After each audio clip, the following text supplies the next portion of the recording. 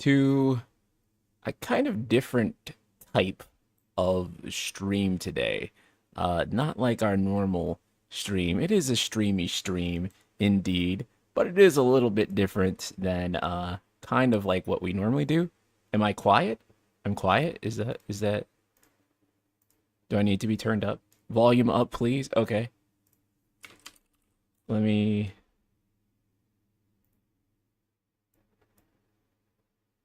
um hold on. Let me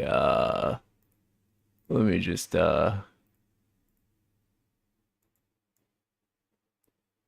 okay, how is that? Okay, am I good now? Okay. All right.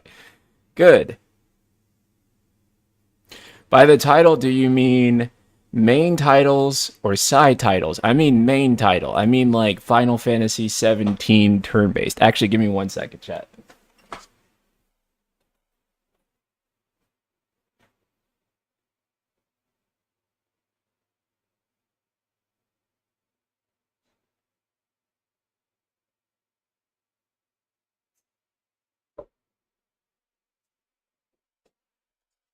Okay, I'm back. I just got out of the shower. I forgot to moisturize my face. That's important. Always moisturize your face and wear SPF every day. It is the number one proven thing that will keep your skin younger for longer. That is like 100% hard science. Anyway, we're not here to talk about skincare. We're here to talk about some video games. So this is kind of like just like a rough offhand experiment with a different type of content that or a different type of stream than we're used to. Of course, it's still a chill stream. We're still just hanging out and talking and all of that good stuff like we would in any NSP stream. However, what I want to experiment with is this sort of idea where we have like kind of like community discussion and debate, and at the core of that, of course, you have me moderating it so it doesn't get out of hand. And I'll be kind of like picking like, kind of like some of the best arguments that people make and some of the best discussion that people have. Um, and just kind of like reading some of it off and doing something like that. And we can, kind of have a good balanced discussion about some of this stuff. I think what inspired me to do this is because of I know it feels like entirely off topic, but it's kind of not because it really does like apply to video games as much as anything else. But I just kind of hate like I hate how social media makes everyone's opinions about every single thing radical. Like everything has to be like a take, like a strong take on something. Very strong polarizing take. And algorithms also kind of incentivize it, right? Like if I go post a tweet about something, that's a 280 character tweet. If you don't include every single nuance that could possibly ever exist, then people will be like, actually, what about this, and that? And I'm just thinking, like, dude, you should assume that I factor that into, what I'm saying, or that's like an obvious exception, or like, something like that. But people don't actually do that, and it's a really unfortunate consequence that short form content in general, not that I'm against it, we all enjoy a TikTok or a reel or a tweet or something like that.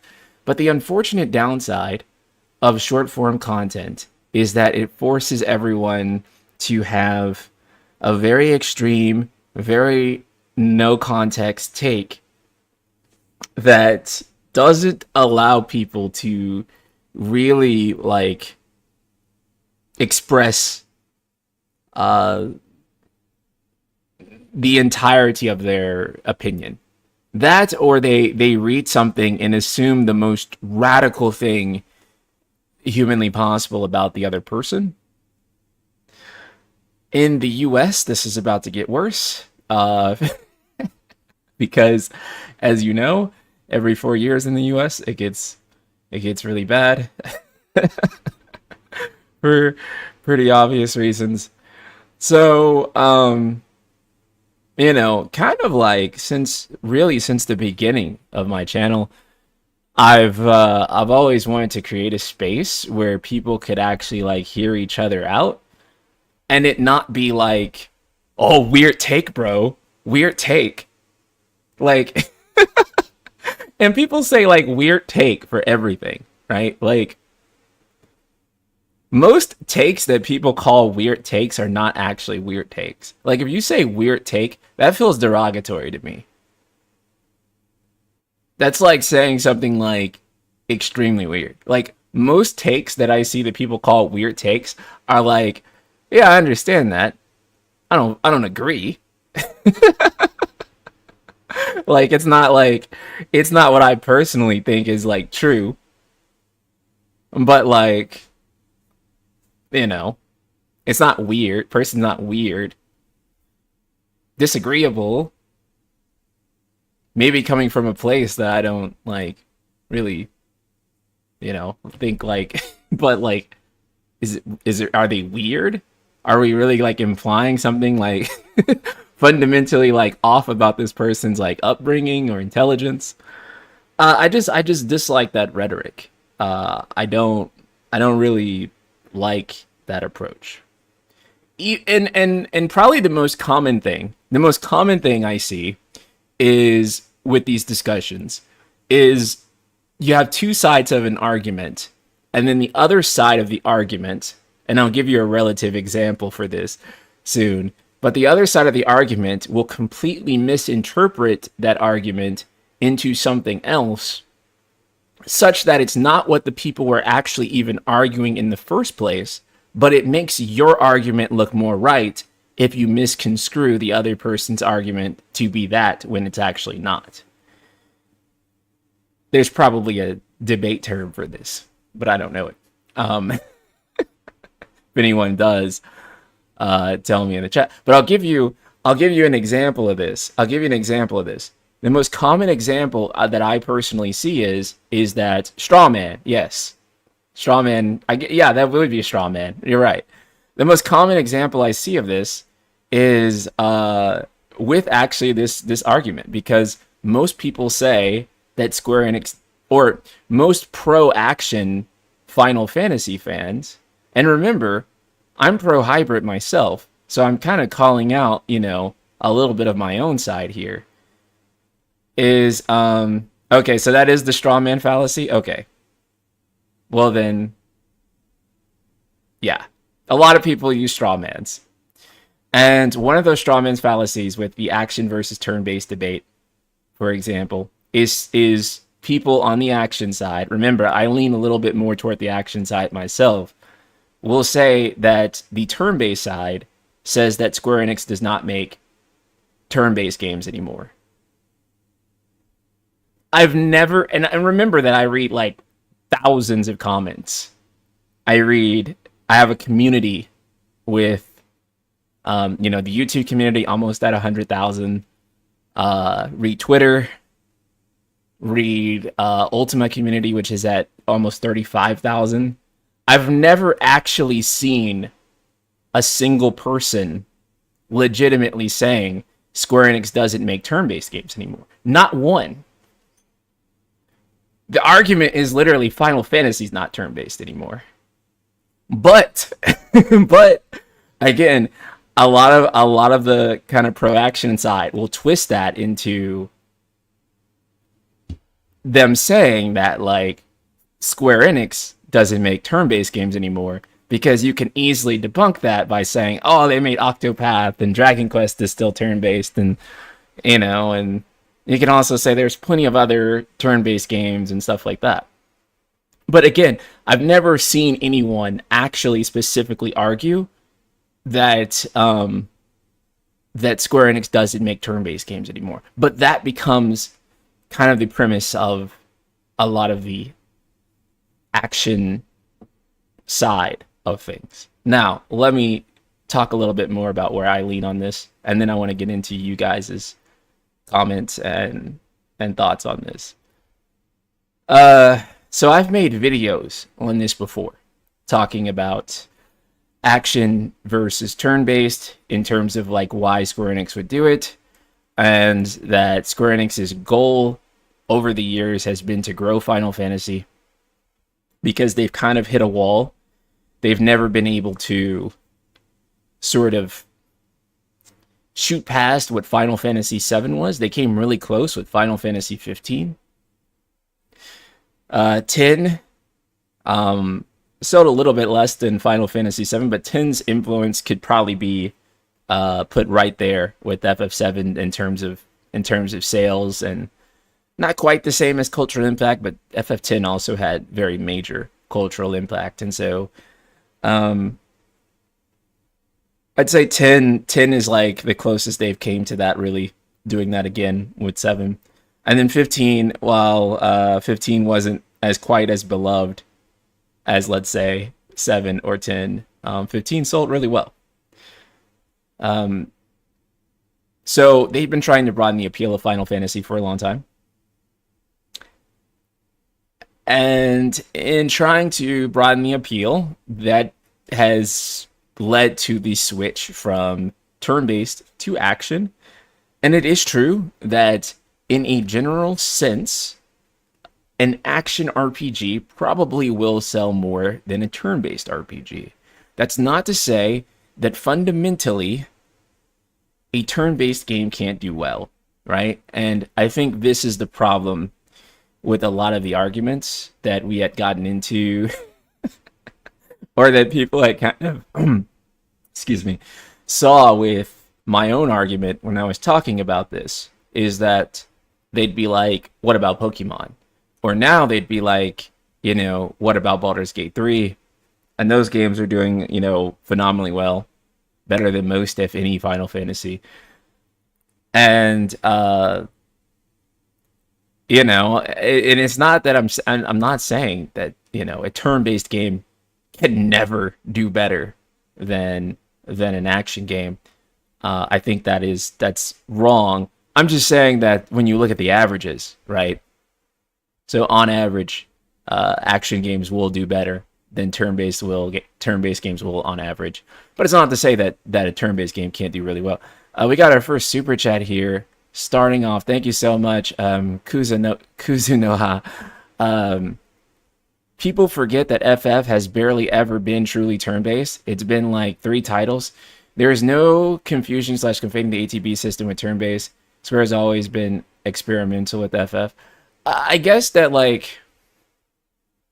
I guess you could say that it's always been the term that Square Enix uses is command-based, right? And they use command-based to basically couple traditional turn-based and ATB together, right? And so I personally don't really draw the distinction between the ATB system of 4 through 9 that some people do, because I know some people will say that that system is not turn-based. I personally would still say that I think ATB, for the most part, is turn-based. It's still what I would call it, a type of turn-based combat. It's just that it's not... the turns aren't dictated by like a pre-programmed like order or a or like out like a speed stat, but yeah. I would still consider ATB a subgenre of turn-based personally. But I do know that some people draw the distinction. But for the sake of discussion, I think that we will still say that ATB is turn-based, because I think that that's what most people mean. But I do get what you mean to say that it's always been kind of something they change. I wish FF would take the Zelda route. First of all, thank you, Giant Monkey, for the super chat. I wish FF would take the Zelda route and go back and forth between new and old. We are literally getting a second Zelda in September coming off of Tears. This is kind of my solution, right? Like, this is personally something I've talked about too before, and I think it's kind of the correct thing to do. Like, they still have 2D Zelda and they still actively support 2D Zelda. I think that they should actually have a Final Fantasy, like, not a Final Fantasy option. Like, this is the thing. I'll say this and everyone will be like, well, that's just Bravely Default. Okay, well then call it Final Fantasy. But to get people to play it, right? Because people are only going to play it if it's Final Fantasy. So even if that is, Bravely Default, yeah, call it like Final Fantasy Divergence or something. And it can be like a traditional Final Fantasy that's turn-based and has an airship and like all the other stuff that you expect from it. And then I think it'd be really hard for the sort of traditional FFN to really be upset about it. Personally, I would love that because I think that it would balance, kind of the new desires and the old desires of it. But again, I do think that is a thing, right? And also too, I never really liked the argument that that someone saying, well, I missed the classic style, and then someone arguing, oh, well, you should just go play a different game entirely. That's basically like that. I mean, clearly there is something about this series that they like, and I don't think that they're necessarily wrong for wanting it, even if it's not the best decision for Square Enix to go. Right? And I think, again, that's kind of a problem I have with a lot of the way people approach this, right? Because if you ask me personally, I would say no, for the mainline series for 17, they probably shouldn't go back to turn-based, right? But you can't tell someone, who liked the first 10 games that they're wrong for preferring that game.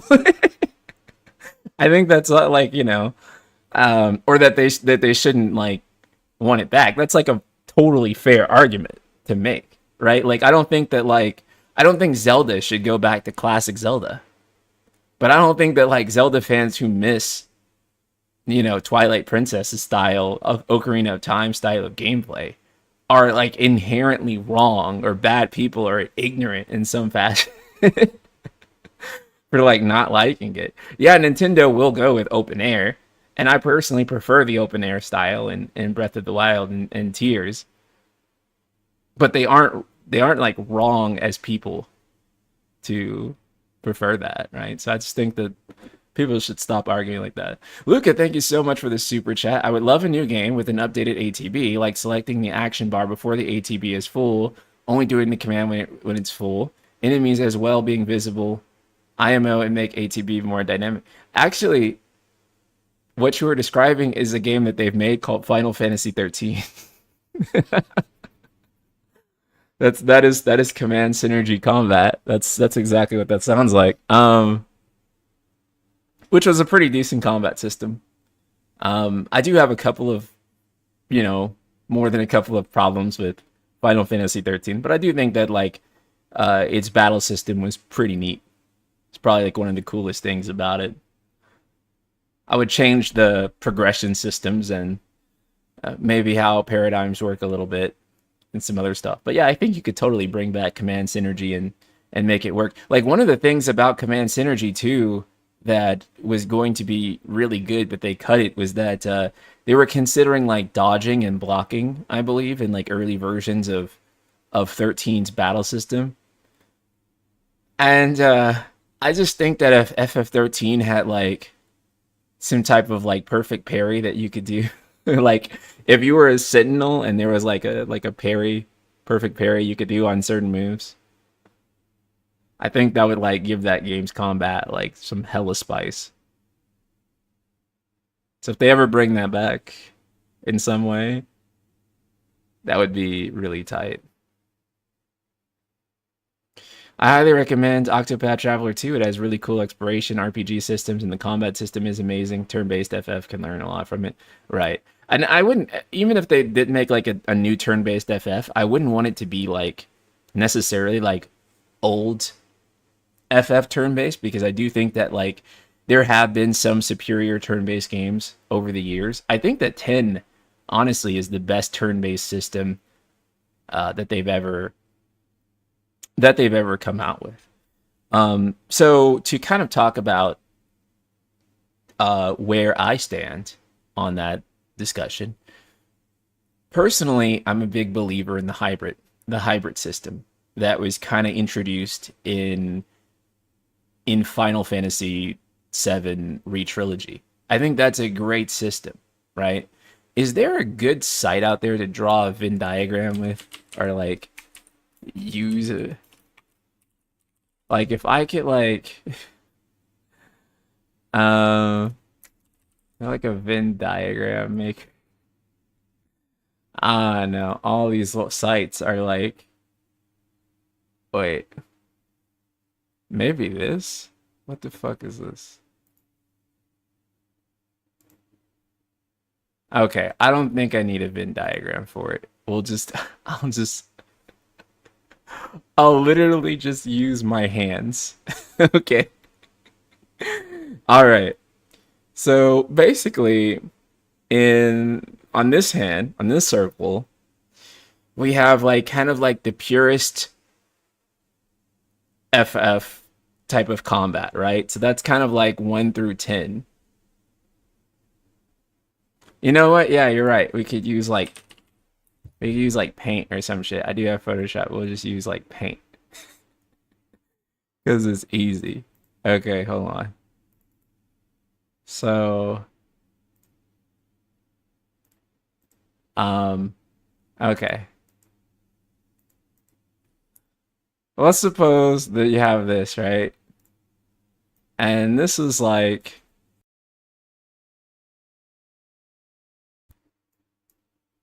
ah, shit. Hold on. Hold on, chat. I'll do it like this.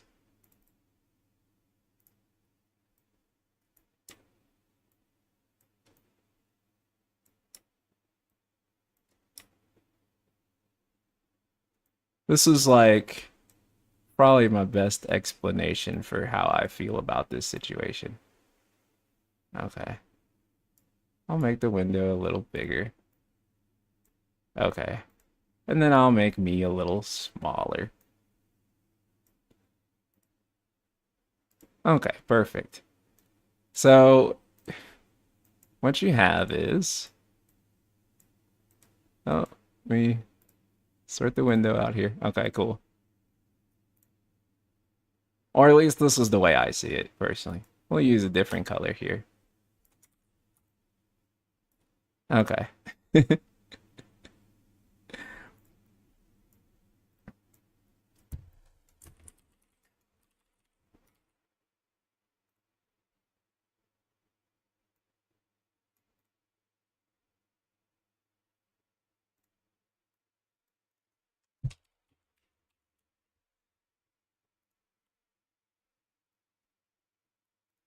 We'll just call this Neo Combat.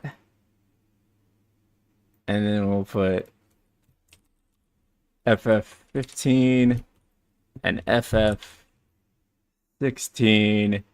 And then we'll have, oh, you can't see shit on it with that.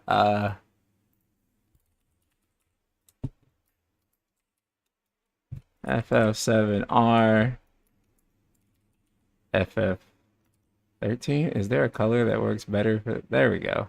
That's kind of good. Can I scoot that over more? Nope. Wait, can I just, yeah, there we go. Okay. So this is kind of the way I see things, right? this is kind of like a breakdown. I called it Neo Combat because I didn't know. I guess you could just say like pure action, right?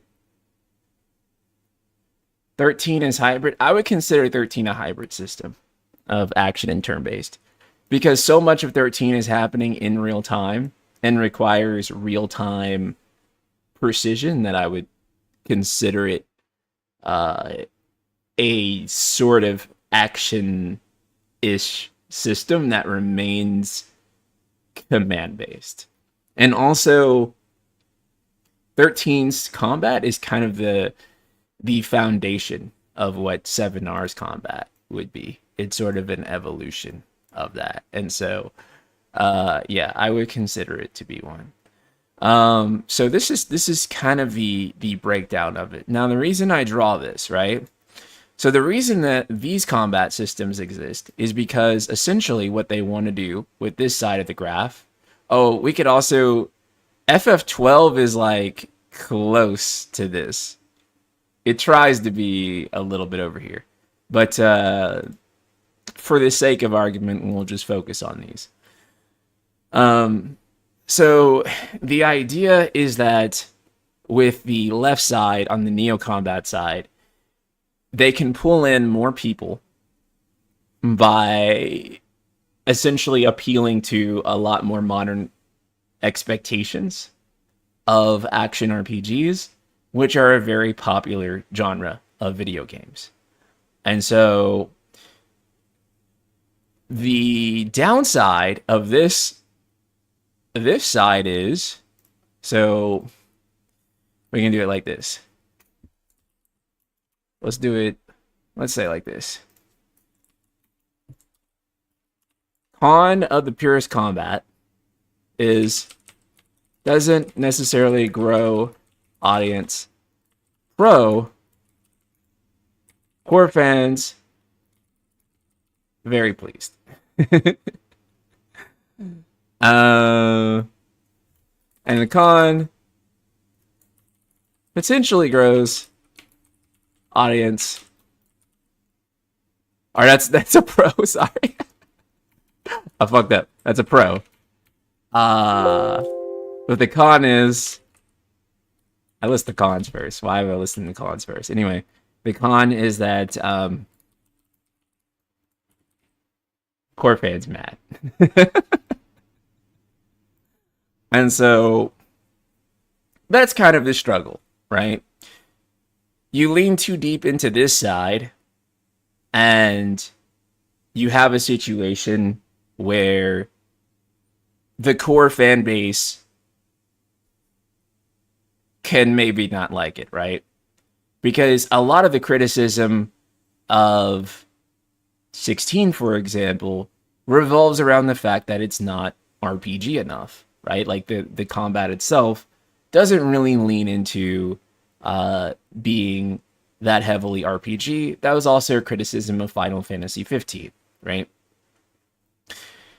The issue that Square Enix sees is that, and again, I know some of you will argue against this, the issue that Square Enix sees is that the combat of 1 through 10 would not grow their audience, right? That's what they believe.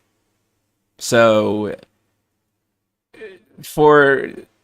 to be clear here, I kind of wrote this from what I believe from reading the interviews. Square's POV is more so than like necessarily what would be the case. Nico, what's up, man? So this is pretty tough, right? Because if you go all the way on the left and you go all the way on the right, you're kind of damned if you do, and you're kind of damned if you don't. Because if you're on the left, right, you risk your core audience, the people that have been with you, you know, the 30 plus years, kind of not really liking where things are going, not being satisfied with the current direction, and eventually jumping ship. If you go too far to the right, you know, the FF bros will will love it but will I be able to, show it to, my nephew who's growing up on Fortnite and him be interested in it? This is kind of the predicament that that they're in. If you do hybrid, both might be upset to some degree. Well, I think that was the case for Final Fantasy 13, right? So for FF13, I feel like that combat system, at least at the time of release,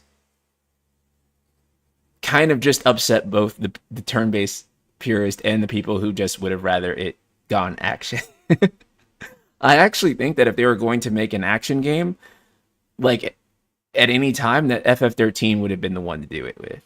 Like FF13 would have been kind of perfect for an action game system, right? Especially because of its like more linear structured levels.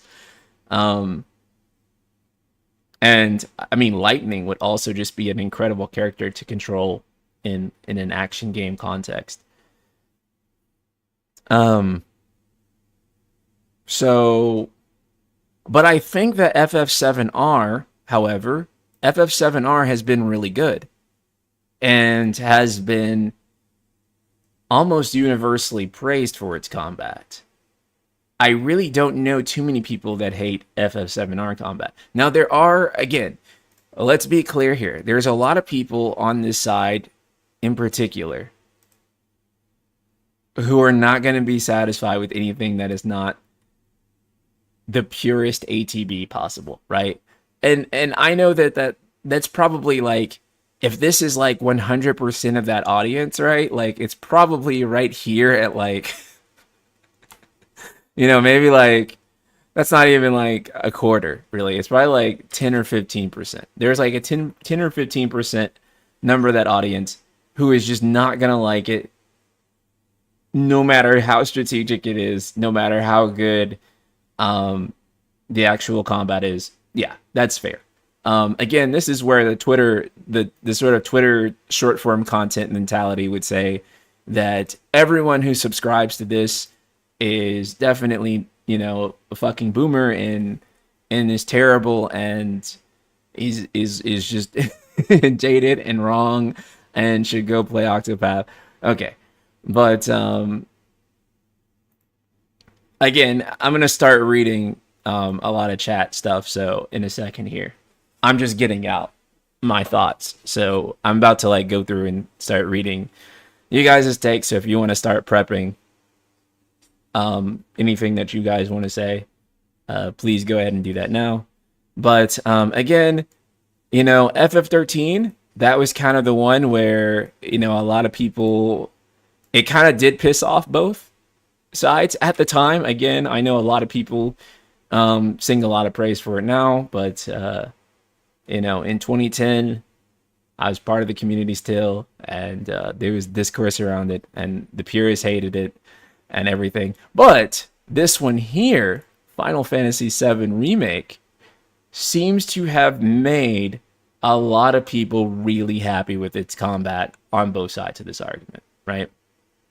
Seems to be the thing that a lot of people want. Now, I have polled people on my community. And what they had to say was, let me see.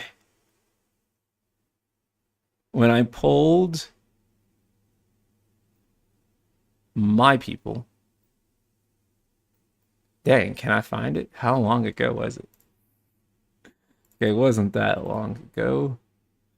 Well,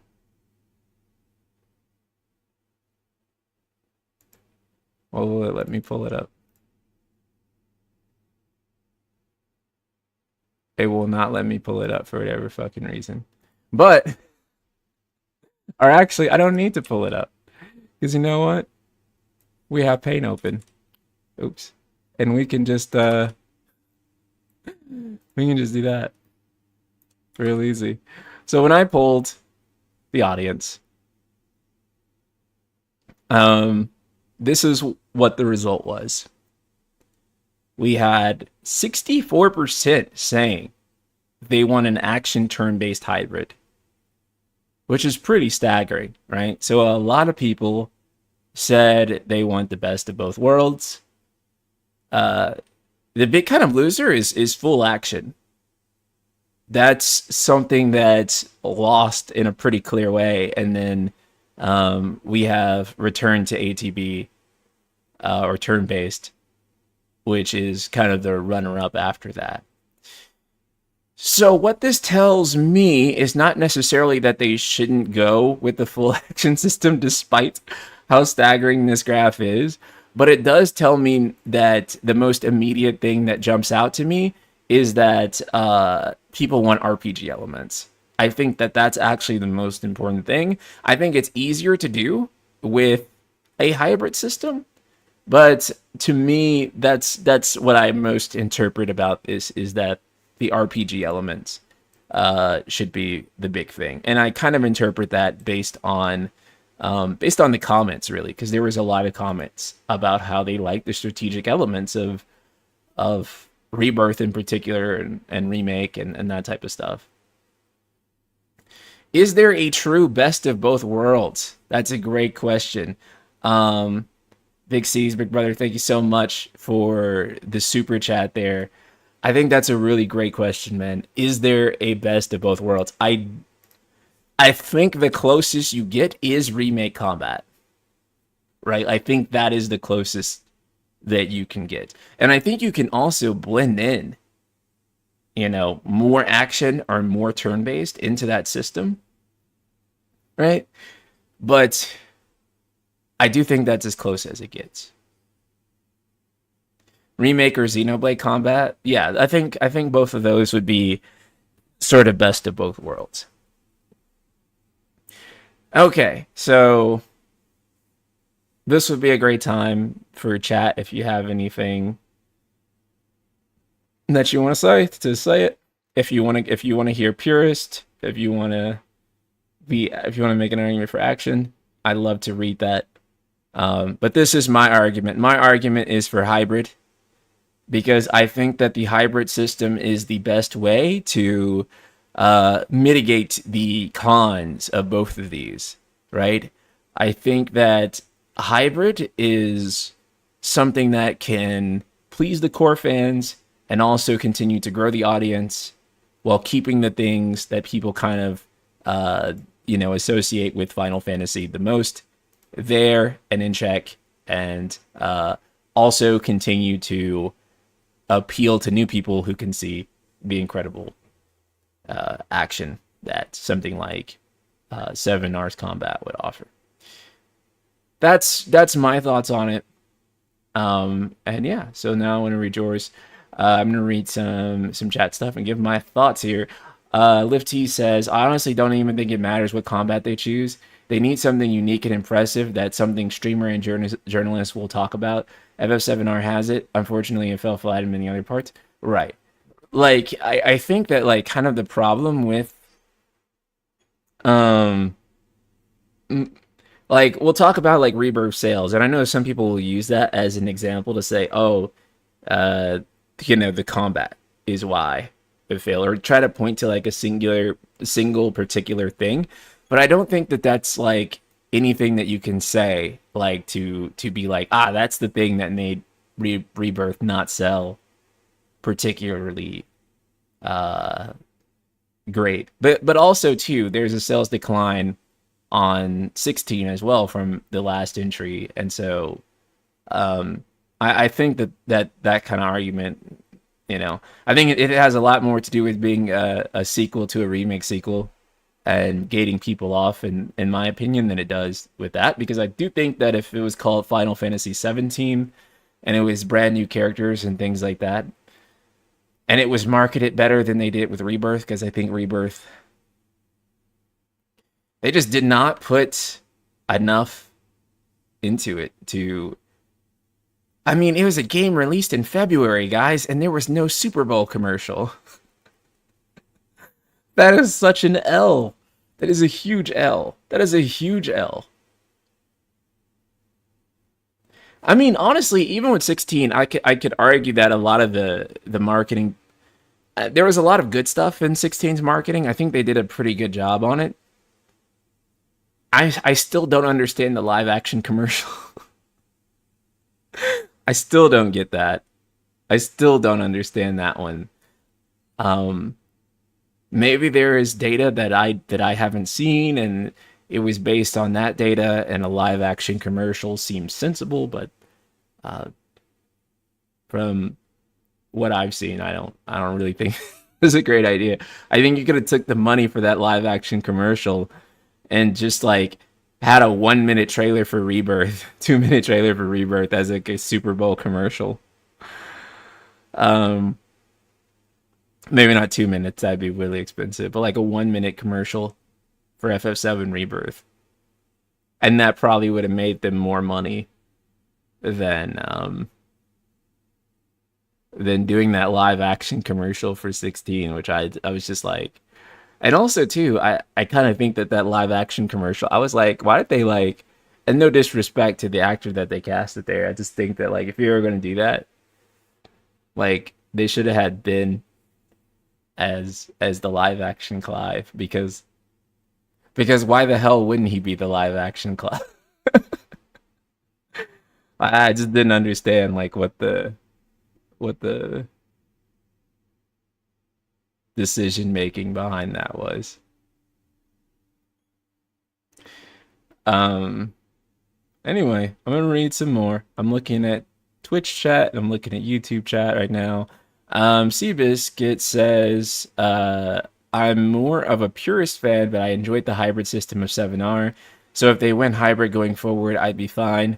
But I would like it if they made a series for the classic formula, though. Yeah, yeah. I do think that like making an offshoot called Final Fantasy would be a good idea, right? Because clearly, I mean, I get fans will just say go play Bravely Default, but Bravely Default is not necessarily. I mean it is, but it's not like. I think that there's supposed to be something special about being a Final Fantasy, right? And so, yeah, it's not. Bravely Default is its own series that heavily leans on the classic FF formula, but yeah.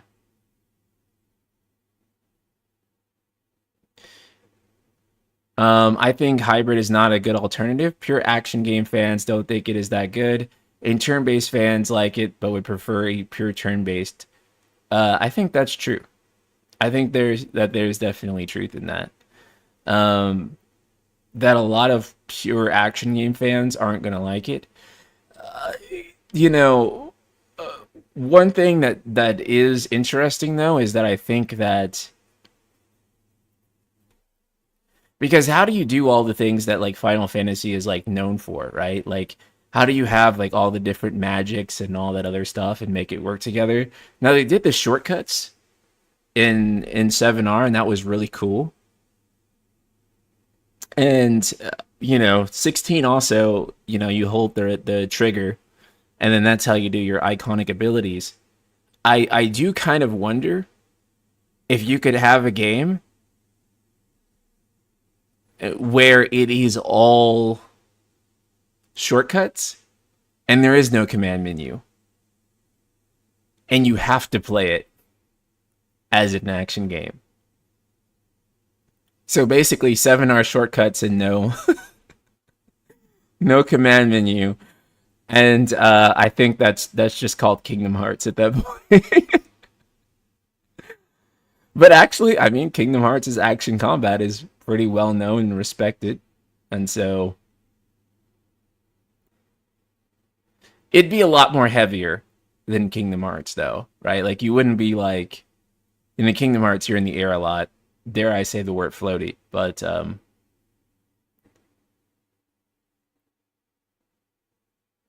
yeah, KH has a persistent command menu, for sure. Let's see some more. FF7R being 3 games, it'll sell less each time. It gets harder to market and sell sequels. Look at 13 Trilogy, case in point. Rebirth and Part 3 can be masterpieces, but still sell less because of that, yeah. Isn't that just 16?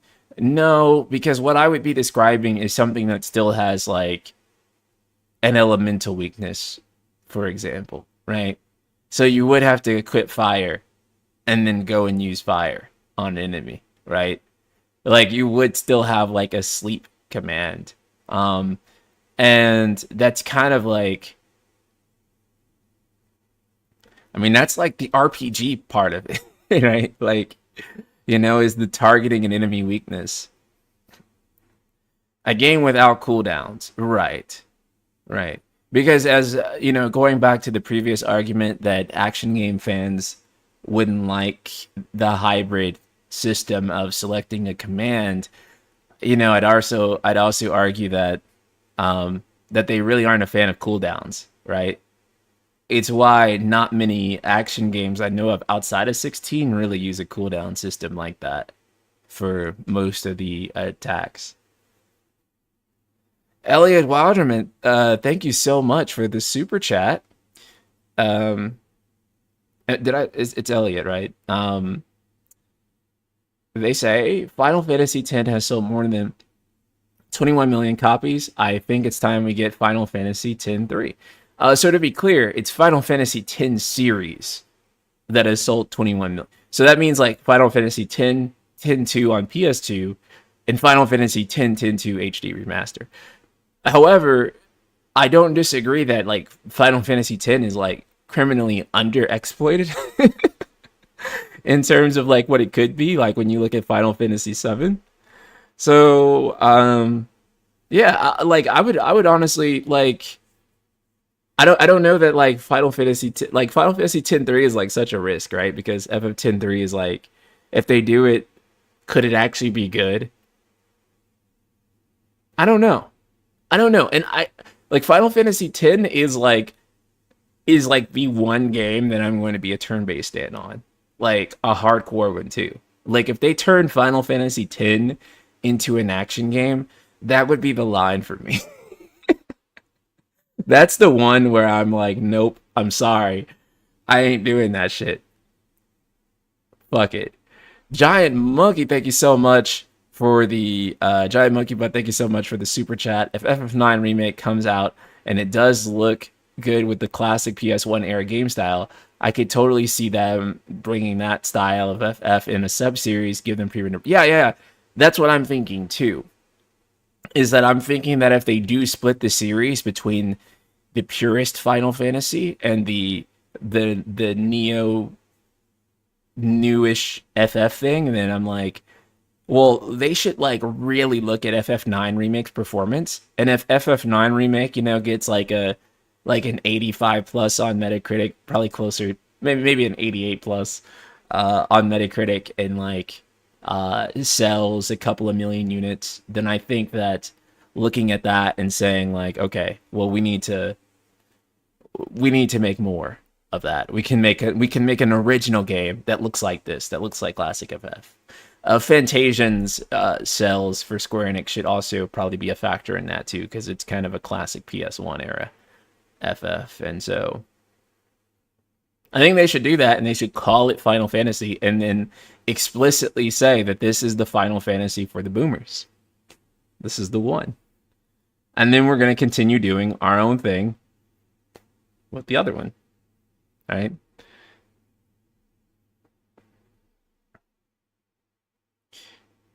Thunderjack, thank you for the super chat. Final Fantasy X and Ivalice universe is super underutilized. Yeah, I mean, I agree. I agree. They could probably utilize them more. I'm glad that they don't exploit it. In fact, I'm kind of, they exploit 7 a little too much. But yeah. So, Gravity Sahabit says element specific weaknesses don't really fit action games because you want every attack you can do to be effective. DMC Devil May Cry had elemental weaknesses via angel and demon weapon system in its first version, and it wasn't well received. My counter argument to that though too would be that not Final Fantasy, God of War also has elemental weaknesses, and I think it works fine in that game, right? But I think part of the reason that it works fine is that you have three elements. And so you go between those three elements. So it doesn't work in a hack and slash, is what it is. It works in action games. It does not work in DMC style hack and slashes. But I don't, I can say that personally, I do not want FF17 to be like pure hack and slash again. I can say that personally with like very firmly. Kami4242, thank you for this super chat. And Luca, thank you for the super chat. Let me read both of your super chats. Kami4242 says, lessen the budget, but keep ATB. Retain core fans while not needing to draw in so many new players to break even. Changing genres isn't the answer, in my opinion. I think that's a very fair take. Yeah, I mean, doing a smaller budget game, a double A game. I'm thinking about Persona 3 Reload, and I'm thinking about Shin Megami Tensei 5 and Vengeance, and I'm thinking Atlas and RGG really being like, dude, we sold like 1 million units. We're so happy, right? Versus Final Fantasy, where Square Enix is like 3 million units failed to meet expectations. So I am thinking, like those bigger games, if Final Fantasy did scale down to be something double A, and it still was able to sell like 2 or 3 million units, I'd still be doing pretty good. So I don't think it's like not a it might be the course of action to take for sure. It might be like what they're left with. Luca, thank you for the super chat. Luca says a PS1 ATB style combat having menu sections mapped to buttons like Persona, selecting actions before and only doing when the ATB is full would be great. That would be a really cool system too. I think that would be awesome. I think actually that in a weird way, Persona 5 Strikers actually kind of showed that you can make Persona's system work in an action game. Now, don't get me wrong, I'm not explicitly saying take Strikers and make that like Persona 6. I'm just saying that like the fundamentals there of like doing like an FFR 7R style, you hit an enemy and then you pull up the turn-based menu and then you strike the elemental weakness, seems to be a pretty good system for making something that feels like action and feels like turn-based, right? That keeps those strategic elements there and also kind of pushes something new. So I personally really like that system.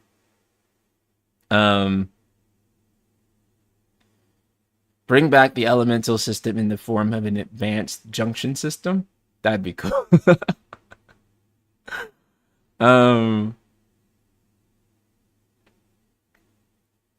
Yeah, I mean, another thing too, like with the argument about like elementals not working, is that I think that I want to say most action RPGs still have some type of elemental system in them to some degree, or some type of enemy weakness to something else.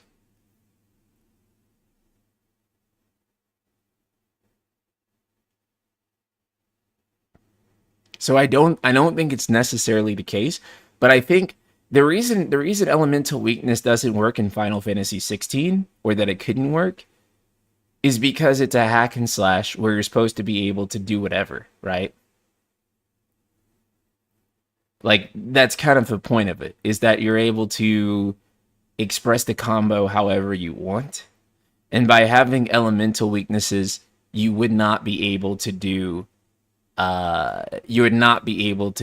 of the commands that you want to do and be flashy and do the whole Devil May Cry stuff that you would expect if you have to worry about elemental weaknesses. And then from a game design perspective, taking out elemental weakness is kind of what you do.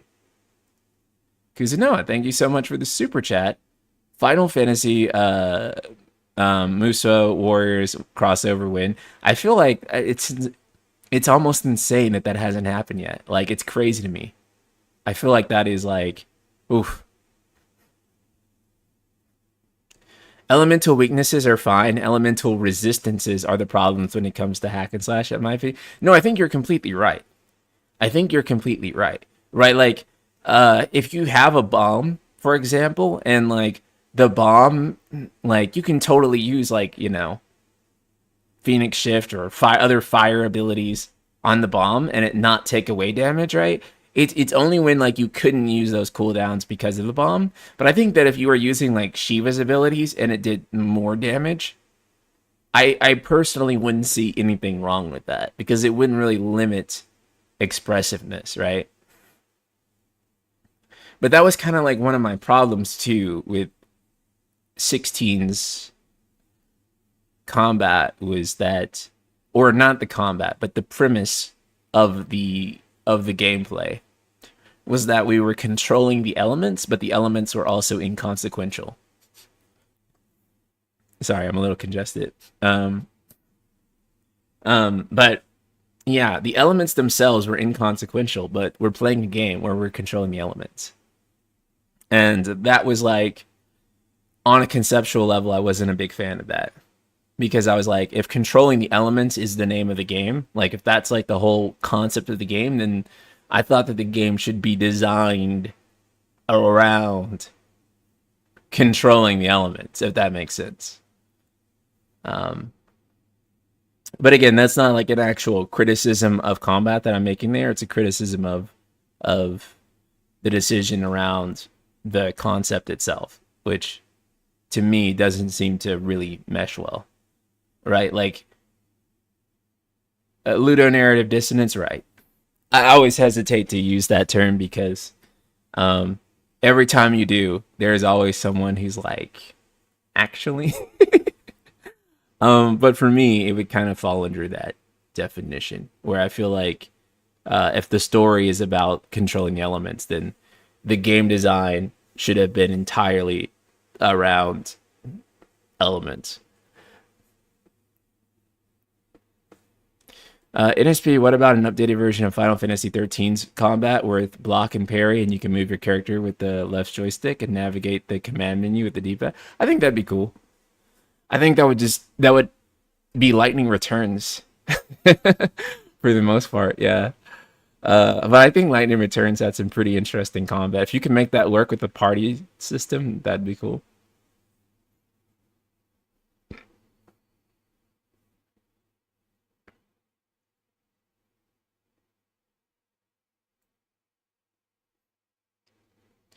To be fair, elemental weaknesses has been a sore point for RPGs in general. Even games like Mass Effect series, which is very action heavy, you often have to assume and try to plan ahead what party members to bring to compensate against the mission briefing.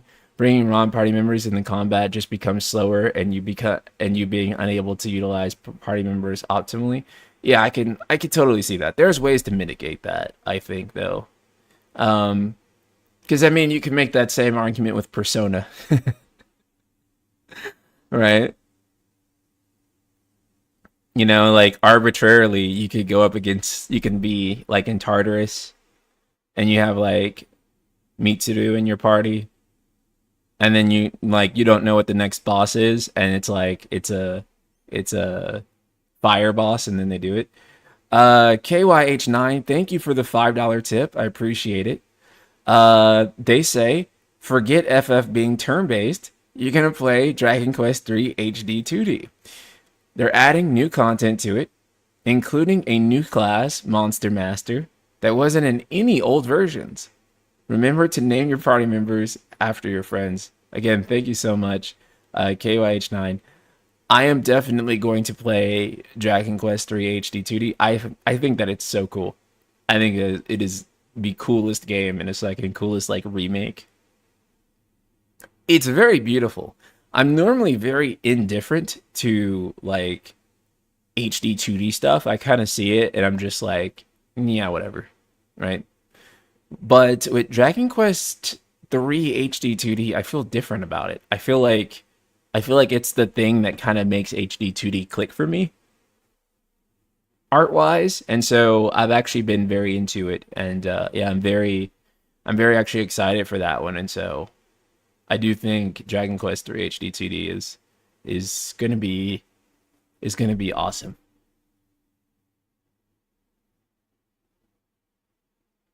I'm very excited for it. Let's read some more community takes. Everyone is coming up with ideas without realizing it's been done in Lightning Returns. Yeah, everyone's basically been describing Lightning Returns for like the whole stream. Lightning Returns has great combat though, which is funny because if you were just asking me about that game's combat, I'd have a lot of high praise for it. The problems I have with that game are outside of the combat. I don't even mean the story either. Like the actual like a lot of game design stuff that happens outside of combat, I have so many problems with. But like the actual combat in Lightning Returns is pretty damn good. The job system is really cool.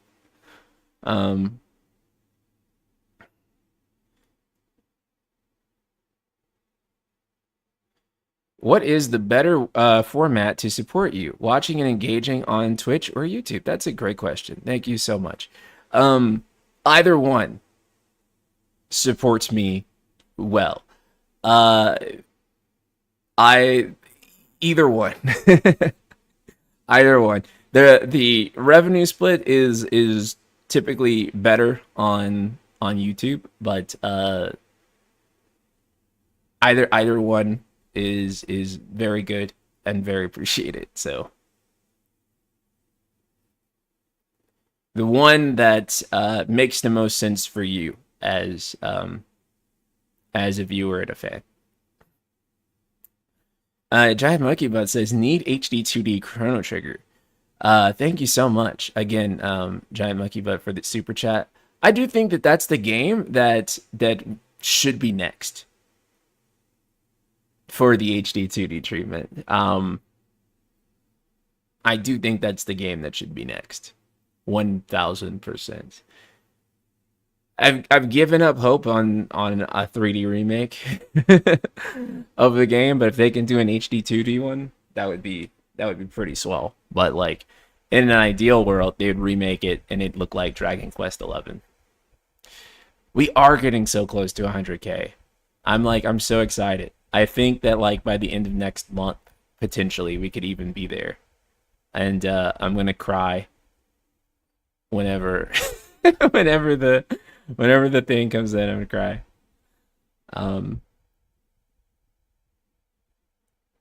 Is FF9 remake real? Yes. Like it is so real. And Square doesn't even, I mean, Yoshi P didn't even deny its existence when he commented on it. He just said, I'm not the one doing it. Which says a lot, right?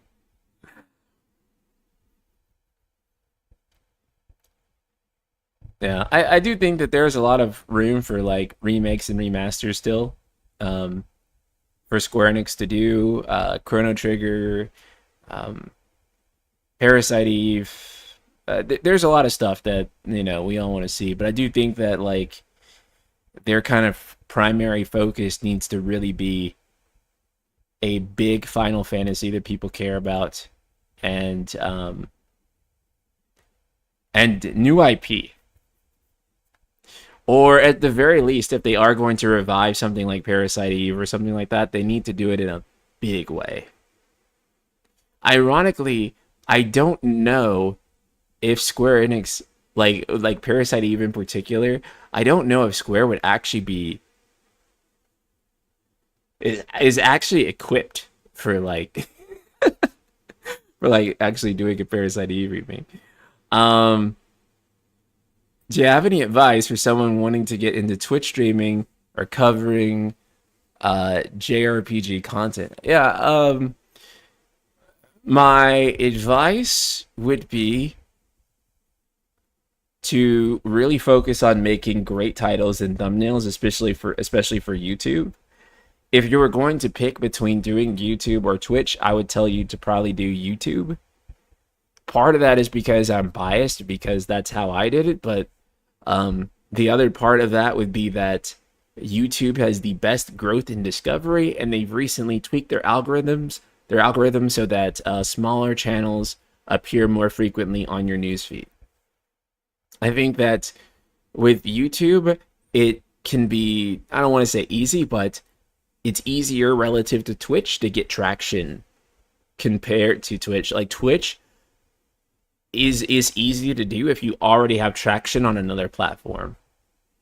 So, but if you do Twitch and you want to focus on streaming, then I recommend you create Twitch content that can be repurposed for YouTube or YouTube Shorts. Elias, thank you so much for this super chat. Possible for swapping out party members and weapon/armor setups in battle for 7R3. What about holding down R1, R2, L1, L2 all at once? I do think that swapping out party members is like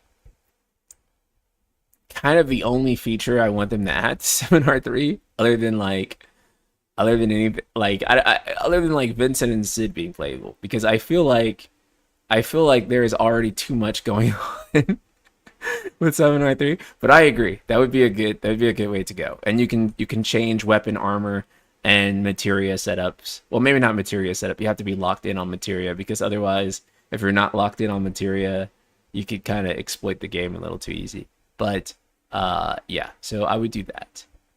Nah, start on TikTok is also a good place. If you can repurpose for TikTok and YouTube Shorts, that's also great. Yeah, I mean, even speaking personally on like the smaller channels being upvoted, I've caught myself watching a number of smaller channels, especially like smaller JRPG FF channels that have been like floated up to me. So, yeah.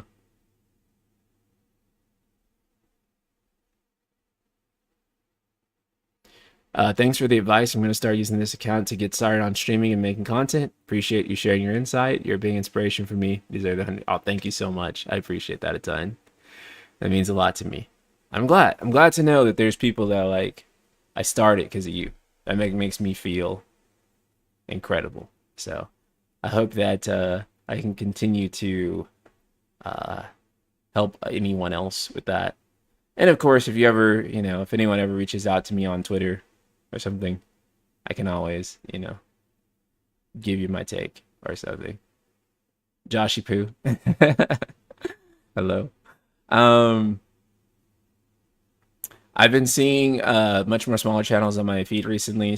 Found some really good videos and channels that to the changes on the, yeah, I mean, that's like what's been happening to me a lot is that I've been discovering some really small channels have like some really good videos recently, just because they've been getting upvoted a lot more, right?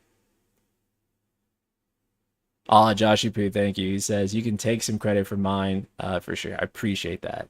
I appreciate it. And if it makes you guys feel even more inspired, I'm literally the most normal guy ever. I'm lying. I'm really abnormal, but I'm not like but I'm not like special or anything. All you gotta do is just have the right titles, the right thumbnails, and yeah. Am I playing Shadow of the Erdtree? I'm not, because I have to focus on Dawn Trail next week, so I haven't started Shadow of the Erdtree because I'm just gonna have to get pulled away from it like right after, which is unfortunate. My hope is that, and this is from Carrot Whiskey, they say, my hope is that they take FF7R's combat and use it as a template for various jobs, which each party member in FF7R already encapsulate.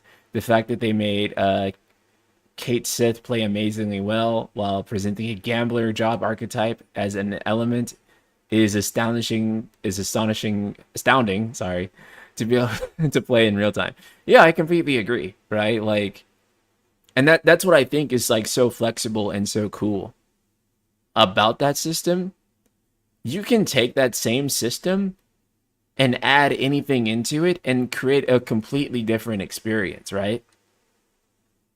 As an arbitrary example, if you had FF7R's combat, but then all of a sudden they just added like a jump button and that's it, then you got a really different combat system, right? That's really cool. And so I feel like even just like minimal effort and experimentation, you could really make that a fun and interesting thing to play.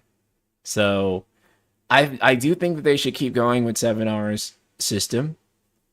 I do want to poll you guys. See, I don't know how to like make polls work on. How do you make polls work on?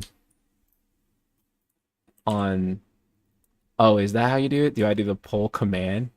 Oh, okay, I get it. So we'll save that to closer toward the end. Closer to well, actually no. Let's do it now and then lead it in. Do I have a Discord server? Yeah, it should be. There should be a link in the description. Um,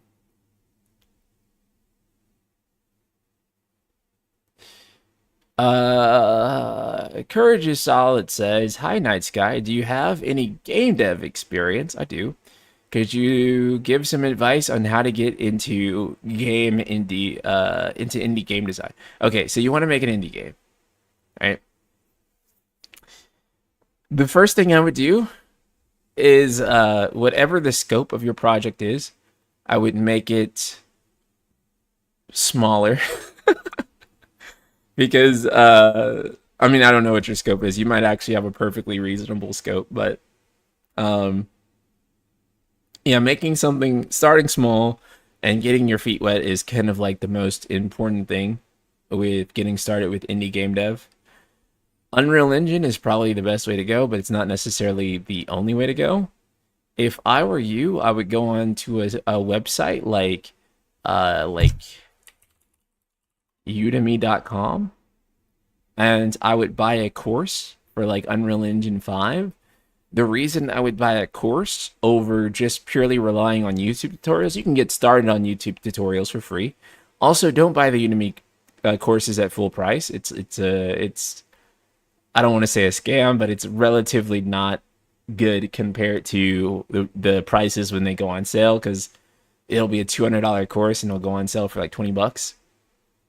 But the reason I recommend going to Udemy and buying a course for like 20 bucks versus just using free YouTube tutorials after a point, because you can get started with YouTube, is that an actual course is going to walk you through everything structured in such a way that it won't just be you kind of like looking for things as you go.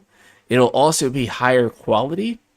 It has also been reviewed, and so you'll know what people who are paying money for think of it, and it'll be more comprehensive than a lot of things that you find on YouTube.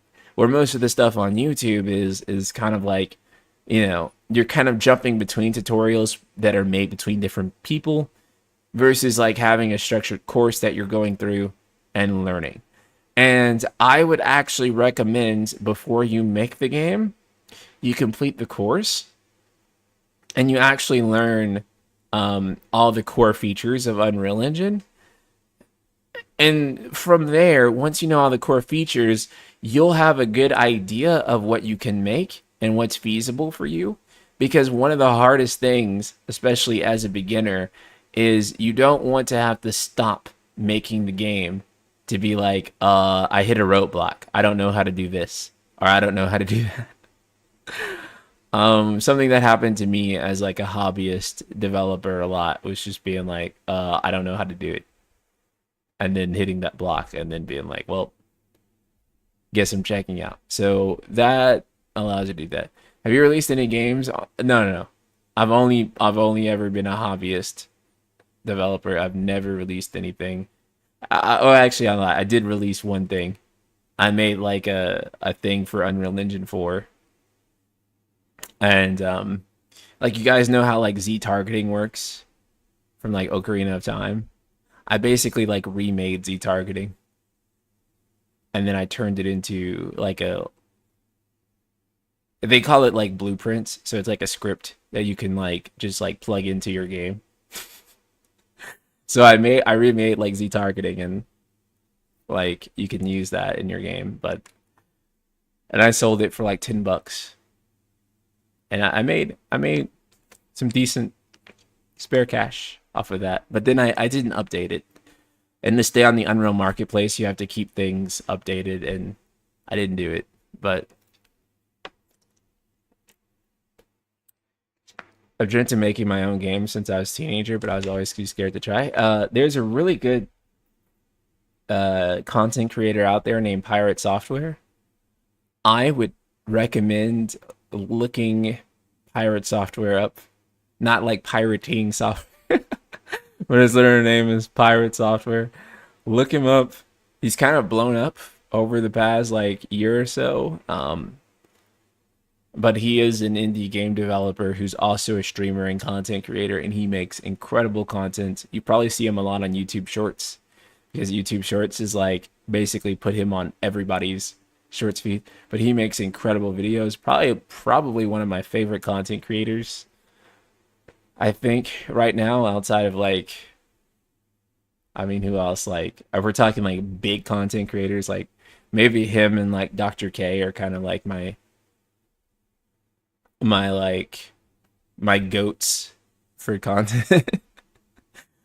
That's like anytime they like upload or post something, I'm on it. I'm like, let's go. It's time.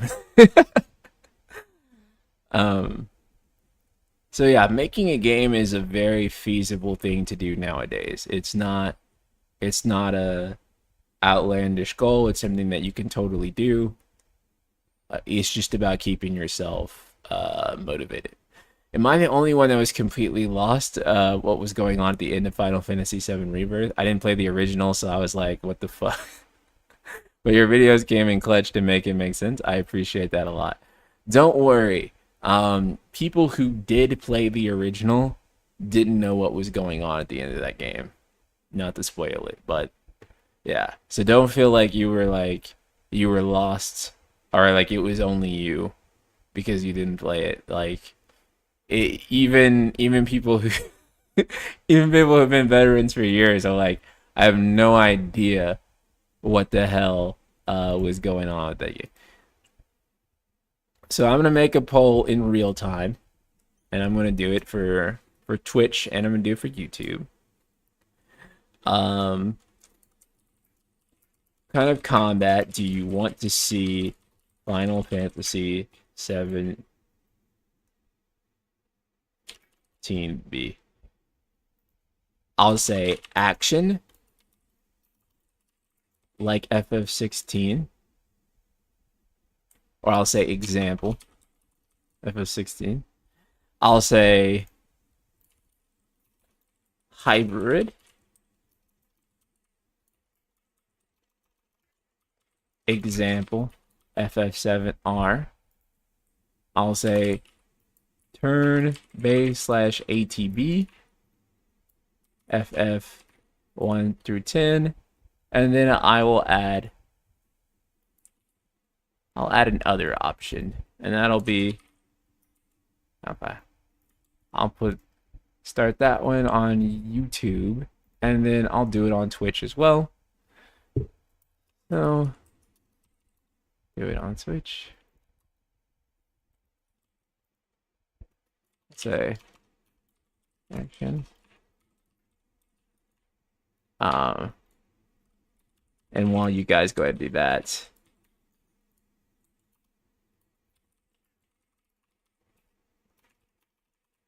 okay, and do it on both, and we'll see what the results are.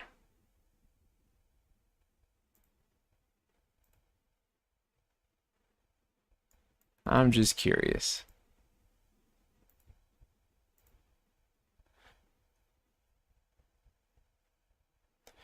It's pretty interesting.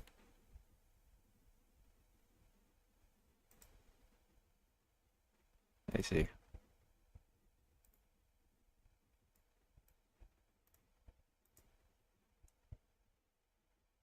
Tony Reed, thanks for joining the Discord server. You said in a video about Square Enix missteps in the past, they should have been the one to do a Genshin Impact type game. Do you still think that Square Enix should try to make their own Genshin? Okay. It's kind of hard to say because it's not like I'm like necessarily like a big stan of that type of like game. right? Because I'm not like a holy crap. I love. It's basically the same as your Twitter poll. I did that on purpose because I just wanted to see it, like how this influenced people and what their thoughts were. So, and I also want to see like what everyone thinks after hearing everyone's opinion. Do I think that they should make a Genshin Impact like? That's a mouthful. A Genshin like. I do think that like money wise, they should have already made one, right? Like if we're talking about my decision, the decision I would make as a businessman, yeah, it would have been to make a Genshin looking game, or not looking, but playing game, that type of structure. As a gamer, it's not really something I'm into personally. Like I don't really care for that. But again, as a business, I think it makes a lot of sense. Okay. So, for the poll, it looks like the poll was pretty clear here. Hybrid won on both Twitch and YouTube. Um, Turn-based came in second, and then action came in third with 7%. So it basically played out pretty similar to the YouTube poll. I asked this multiple times to make sure it's the general community sentiment before I talk about it, because a lot of times things also change with time too. Couch potato. I think I know which one you voted for. You probably voted for action. But yeah. Um they made ruined and canceled the best gacha of all time, Opera Omni. Yeah, Opera Omni is kind of like the standard that they use for their gachas. I mean, you look at Ever Crisis even, and Ever Crisis is basically modeled off of Opera Omnia. So yeah, it does seem like most people are feel pretty strongly about the hybrid system, right? It does seem to be the case that people like the hybrid system. Pretty much every time I conduct the poll in every way, like when I conducted it on YouTube, for example, I didn't explicitly put 7R, right? And I didn't explicitly put FF16 or FF1 through 10 on the options. I did it for this to like be a little bit more clear on what I was talking about. But it seems to me that even if I leave it in or take it out, the result is about the same. That there's the preference for hybrid. So that seems to be the way to go. Is that people still want to do Final Fantasy combat stuff in a real-time setting, right? So they still want to do targeting an enemy's weaknesses, factoring in their resistances, using, other auxiliary magics to that, like, like a sleep or a bio or something like that. Those things are still important to people. So I'm not like terribly surprised, but I mean that's the that's the RPG stuff, right? Like that is the RPG. Now I don't think that like I would be opposed to a pure action game if you had a way to fit those elements in to something pure action, right?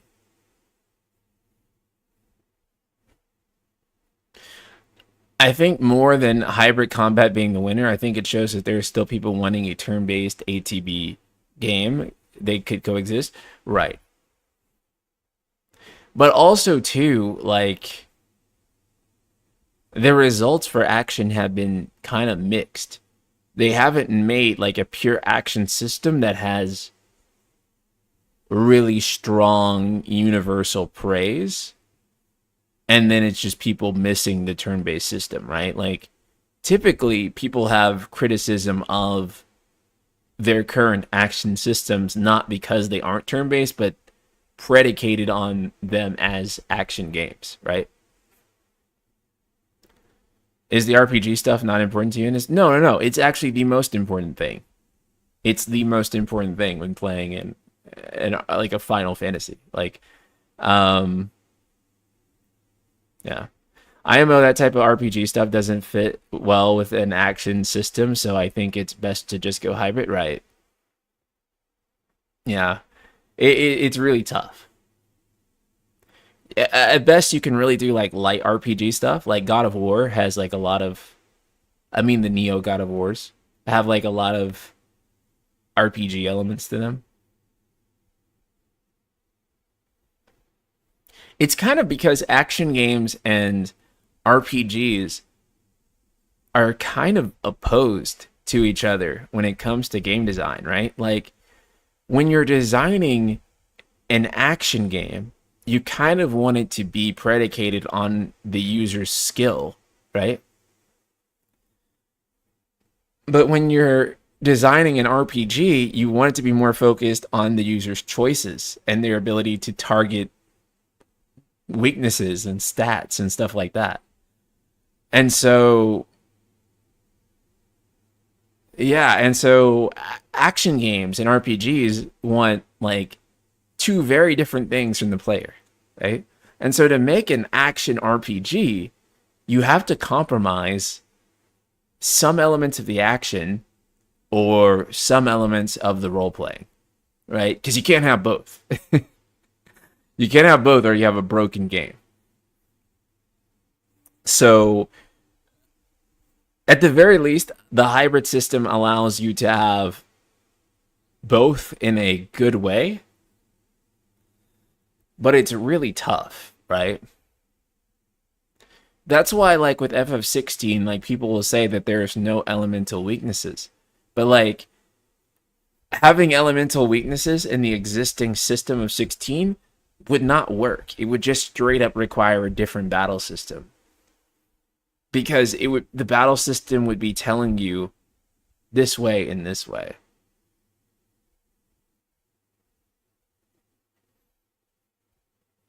So you're saying that the best 16 player is more skilled at games than the best 7R player?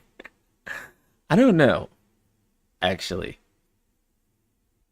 I actually wouldn't be able to definitively say because you have Ultimaniac and then you have 7R's like heart mode challenges. So I think it would kind of depend on how we're defining skill. But yeah, like 16 wants you to have full freedom in what you do, so you can't funnel the player into an optimal approach. Otherwise, you're undermining your framework. Yeah, precisely. Elemental weaknesses would ruin that game. Yeah, yeah. It's straight up like just design a different game. It's like we were talking about this, I think, a couple of streams ago, where people were saying that they should just add multiple party members to FF16. And I said that if you add multiple party members to FF16, then you have a different battle system, or you have to make it a different battle system, um, in order for it to be balanced. Because if you want a party system and elemental weaknesses, it fundamentally changes like what the combat is supposed to be, right? Like you couldn't just have like party member swap in 16 and it be the same kind of game, because I mean just having two different party members alone, like it would be like, well, what is the actual necessity to switch characters, right? Like what is why would you actually switch characters and what that system is?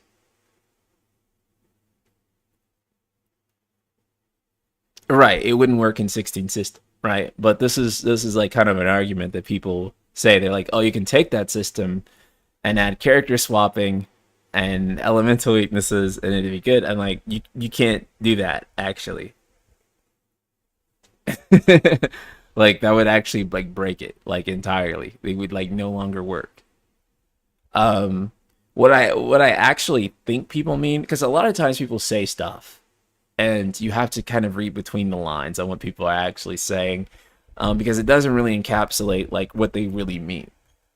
Because I don't think people, I think people, what they're imagining in their head is that they're imagining kind of the responsiveness and the snappiness of 16's combat, but they still want to be able to do the strategic stuff that they're doing in 7R, right? Like people will say, I want a combat system that combines FF7R's gameplay and FF16's gameplay. And I'm like, that doesn't work because those two gameplay systems are telling you to do two fundamentally different things. And so you can't combine 16 and 7R's gameplay because their design is fundamentally opposed. What you can do is, and what I think people mean when they actually say that, is that they want Cloud to feel a little bit more like Clive when he moves around, but they want the command system too.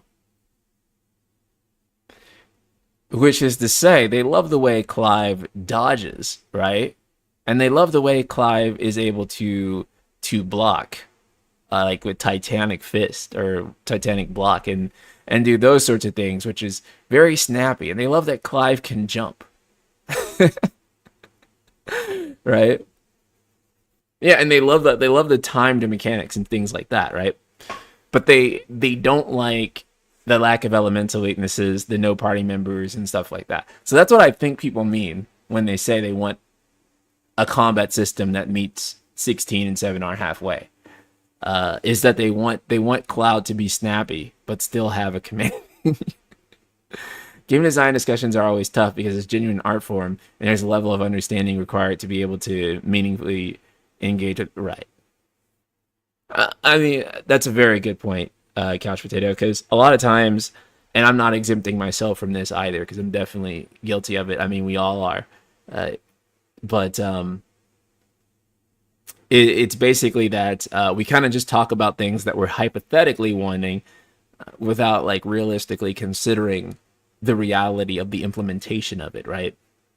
And when we're talking strictly in those hypotheticals, it seems like, for example, wouldn't it just be good if we could just merge 7R and 16 together? And it's like, but you actually think of the practicality of doing that and like what that actually means from a game design perspective. And then that subtext actually said something really good here. Subtext is in both chats, I see. But in the Twitch chat, he said the best 7R player has a different skill set than the best 16 player, most likely. Yeah, that's almost exactly it. I mean, not even almost, I mean, that is exactly it, right? Like if you look at an Ultimaniac player, and the people who are speed running the VR challenges, typically, I mean, they're both really skilled gamers, but like what they're doing is fundamentally different. Like the 16 gamer who's doing the Ultimaniac challenges and like, clearing the leaderboards. He's someone who is kind of really creative with the kit in the sense that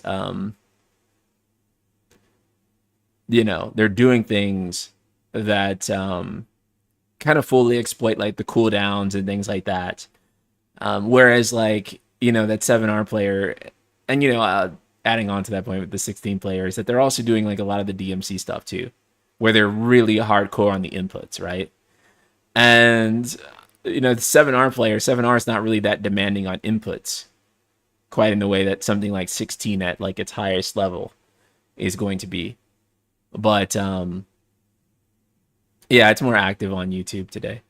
But yeah, like the 7R player is basically strategizing around how to exploit elemental weaknesses and things like that, right? So they're thinking of ways to use the materia system and folios to their absolute best. Yeah, I'd get owned in the VR missions for Rebirth. Yeah, and you're very good at 16, Couch Potato. So it's two very different games and two very different skill sets. And I've seen that like there are people that basically say that like the VR missions on hard mode, a lot of them, like, cause I haven't done all of them, but a lot of people say that like a lot of the harder VR missions in game are basically the like hardest like boss content that they've done in games. So and that's coming from people like Baby Seal, who's like incredibly good at any video game ever. But like for him to say that like it's some of the most challenging content he's done, um, tells me everything. Yeah, there's also like there's specific ways to build stagger too, which is a criticism of 7R combat that I think, because a lot of people will just be like, oh, you just assess and then pick the weakness. And to a degree, yes, but like at a higher level, there are other ways to like stagger enemies usually. And so once you go deeper into that and the harder challenges and really dig deep into the game's battle system, uh, it basically telling you the elemental weaknesses, if you do assess, is essentially just you giving you a leg up so that you can actually figure it out. But I don't think that like just targeting elemental weaknesses necessarily makes the game like super cheesable, right? Because everyone can go and look at the elemental weaknesses of an enemy in that game, but not everyone's gameplay looks skilled. And not everyone is doing like the VR runs at a very good level or even clearing them in general. And so I don't think that like it just telling you like if you do the assess command like okay, this guy's weak to ice. Um that's not necessarily a way in which you're like, oh, well then this is easy because because it makes you go and say like, okay, I need to figure out a way to ice DPS as much as possible. How can I reconfigure my build to do that? Right? So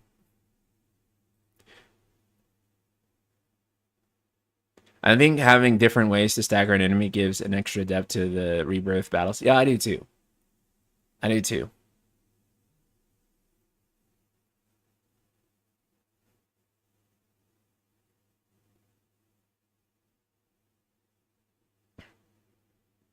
That really makes some combat feel quite fresh since the some enemy patterns and attack, just elemental weakness is not enough, right? 16 has ever-changing game plans with less moving parts, but more of a frantic pace, mechanical requisite, while Rebirth has much deeper and involved game plans without as much of a mechanical requisite. That's actually a very good way of putting it. Yeah, no, that's a pretty good way of putting it, Catch. I think you have really good thoughts on this stuff. Really well articulated thoughts on this stuff. I pretty much agree.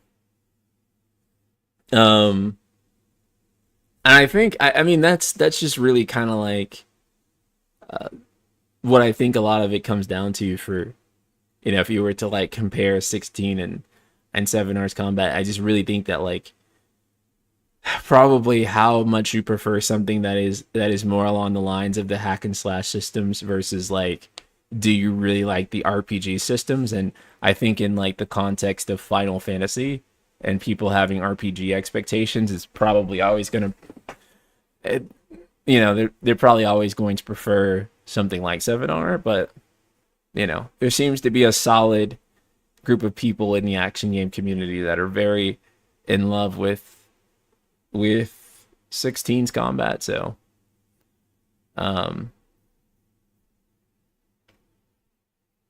I mean it really kind of is a case of you know the criticism comes from, and that's not to say, actually I don't know if I want to say that. I don't know if I want to say that.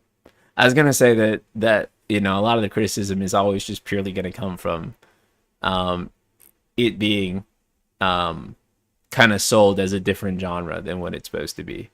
I do think that's kind of a source of like soreness with the game in particular. It's just that like um it is not really what I consider like an RPG. And in fact, a lot of the RPG stuff I feel like slows the game down. And I feel like if they actually went just purely hack and slash, it probably would have. Well, no, it still wouldn't have. It still wouldn't have escaped that criticism, but it probably would have been a better game, honestly, though, if it was just like, fuck being an RPG, like entirely, uh, rather than trying too hard to please the turn-based audience. Yeah, it definitely should have been harder from day one. For me, that's probably one of the bigger criticisms is having to play the game twice, and then after you play it, and then like on the third time you can have all the Ultimaniac missions unlocked, and then it's finally the kind of game that you might be wanting. But like, it requires playing through all of that content for you to really enjoy that thing on like the third time. So um my biggest complaint for 16 is wishing I could make my story run much harder versus unlocking it. I'm sure Couch Potatoes unlocked all of that and enjoying it, but I wanted it during my story playthrough. Right. Like, for me, like one of the things I was hoping for with Icon versus Icon was that I feel like the Icon versus Icon fights should have been like brutally difficult to actually play through. And actually most of them are pretty easy, pretty focused on spectacle instead. But I actually feel like those should have been like the hardest, most mind-numbing throw your controller fights kind of ever.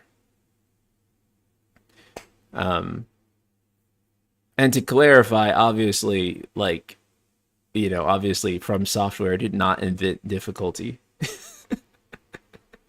But I will say that I think that FromSoft has had kind of an impact on the design of action games as a whole, where people do not want them to be easy anymore. I think part of it too is that with action games, third-person action games in particular, Couch Potato, you have a good one, man. I think with third-person action games in particular, one thing that's happening is that a lot of skill sets transfer from game to game. So if you're really good at timing for like perfect dodges and perfect blocks, it's a little different in each game for sure. But after you've been playing games for a little while, you start to get a hang of it. So much so that like what clicks in one game will click pretty fast in the next. Because these third-person action games are common enough and have enough overlap that your skills kind of transfer. It's the same with like take first-person shooters, for example, right? If you're really good at one first-person shooter, if you're really good at like knowing the game sense of shooters, then like chances are, there's huge adjustments in the feeling of the guns and the mechanics and all the other stuff. But a lot of your skills and knowledge of that will still transfer after a while, after you adjust the differences between games. So with that said, there has been a stronger demand for difficulty in particularly third-person action games. Because what I suspect is happening is that people are like, well, I played this third-person action game, and this third-person action game, and this third-person action game. And I've gotten to the point of where I'm really, really good at third-person action games, to the point of where everything is kind of boring. That's what seems to be happening from what I can tell. And so I do think, and this problem extends out of 16. 16 is one of the bigger offenders. Kingdom Hearts 3 is also kind of one too.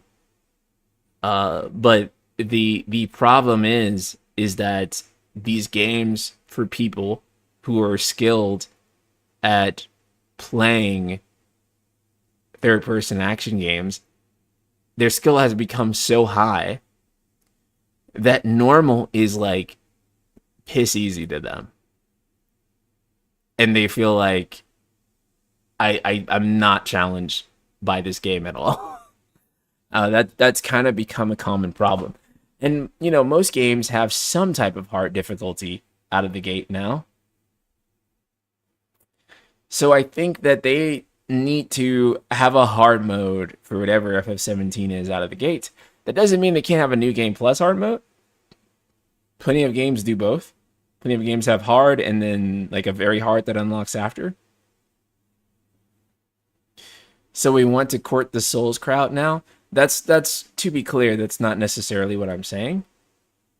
Although, I mean, if we're trying to court the action game crowd, like Elden Ring did sell 25 million units, right? And there are a lot of Souls like now, but that's not necessarily what I'm saying.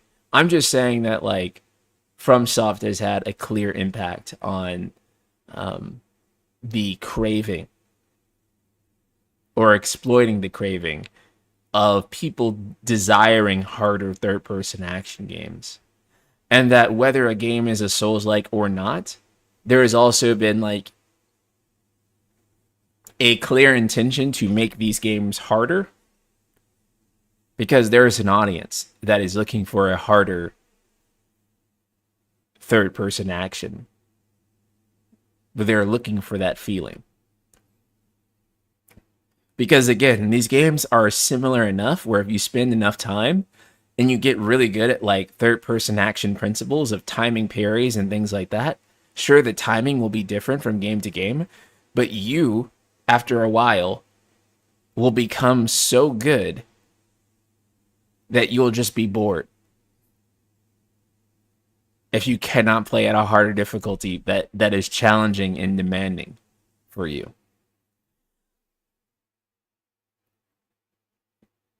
I don't play Souls / FromSoft games really. I still haven't played Elden Ring, but FF16 was really easy for me. Probably because games like Ghost of Tsushima and God of War. Yeah, exactly, right? So, so I do think that there has to be some way for people to play at a harder difficulty. And because people tend to read things wrong, let me just be clear. I'm not saying that FF17 needs to be a Souls like. If that somehow was what Kate got across. I'm saying that it needs to be challenging or have a challenging option for people for day one and not be like a new game plus thing.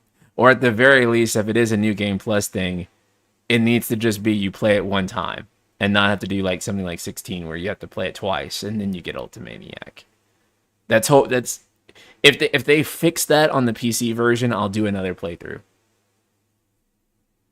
Because people are like, okay, your opinions on 16 have kind of shifted. Now we want you to do a definitive review on it, right? And I'm like, if I'm doing a definitive review, I need to play it again. And if I'm gonna do that, I'm gonna have to play it on PC. And if I'm gonna do that, then like something different there has to be something different about the game. And if there was something different about it on PC, like a hard difficulty that I could play from day one, and actually force me to really dig deep into the game's combat, then yeah. Because I'm gonna be honest, right? Like, and most gamers, not just me, I'm not gonna sit there and dig for depth in a game just because. Like personally speaking, like just because, like if a game like is really easy, I'll just keep doing the same thing because it's easy, right? Like why would I, right? So, but that's why I like hard difficulties too, is because a harder difficulty tells me you don't get to do that same thing over and over again. You have to learn how to do something else. And personally, I like being forced. I do. I like being forced to find the depth because, you know, I love it when the game says, no, you can't do that again and again. You have to understand the depth.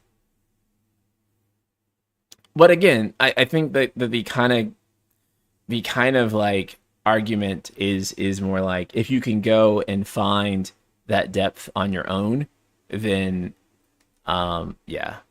Did your opinions on 16 shift more toward positive, more toward negative?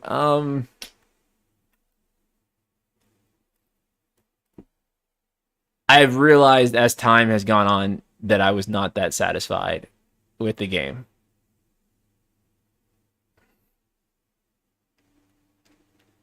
Unfortunately, that is a bit more flawed um than I, and I kind of knew it when I first played it, but as time went on and I really sat on it, I was like that was probably not as good as it should have been.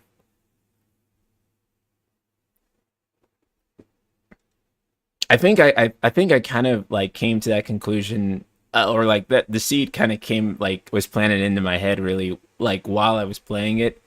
But there were streams where so many side quests would pop up, and we were doing all the side quests, right?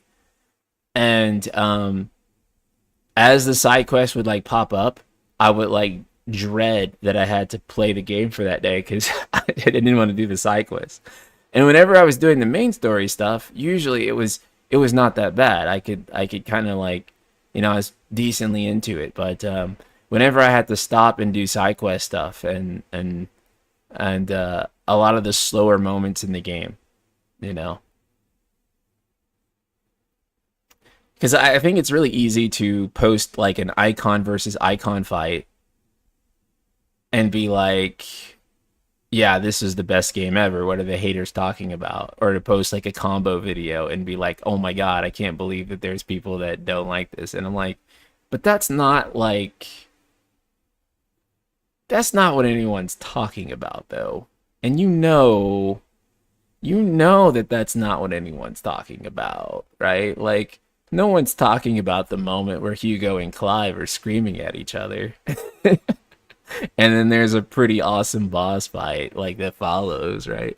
Like it's not that the game doesn't have good moments. It actually has plenty of moments that are like really incredible. Like, the Titan fight that I mentioned. That stuff is really cool, right? Like the Bahamut fight is like really cool. It's like, it's kind of just like um it's really the stuff holding all that together that ends up kind of like spoiling it for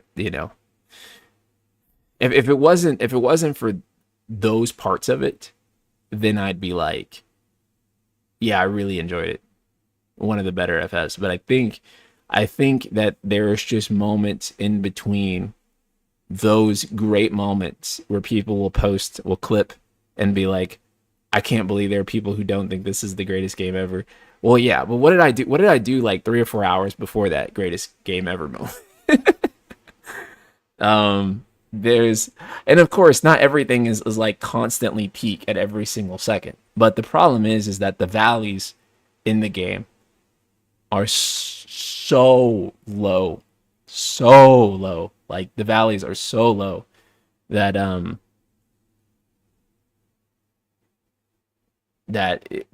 that's what like makes it kind of, yeah. If I don't know if you already answered this question, what's your opinion on a hybrid between Lightning Returns and Xenosaga 1 2 combat? First of all, thank you, Knight, for the super chat. I appreciate it. Um, I do like Lightning Returns combat. I haven't played Xenosaga, so I really can't comment, but I do like Lightning Returns combat. I do think that Lightning Returns has really, really great combat. So thank you so much. Oh shit. 9x9, thank you so much for 10 gifted members. Jesus, thank you. You are the best. Wow. Holy crap. Okay, I guess I'm gonna go play Xenosaga 1 and 2. I appreciate it. The FFM base can make it seem one-sided. Just because a person has issue with the game doesn't make them a hater. Hate's a strong word. You can make it something that's disappointing without hating it. It's like people will reach to attack anyone who doesn't think it's a 10 out of 10 masterpiece. I mean, that's kind of the problem with a general, video game discourse, especially, right? And other stuff too.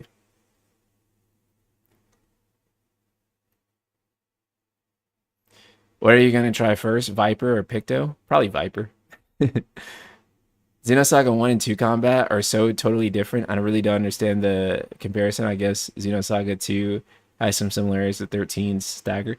Isn't Resonant Arc doing like a Xenosaga 1 and 2 breakdown right now? They're doing that on their podcast. I kind of went to play it. I was looking at some of the stuff on there and I was like, this game looks pretty fucking interesting. But I never got a chance to play it. So anyway, I do think that the cool moments though, of that JR puts it pretty well, pretty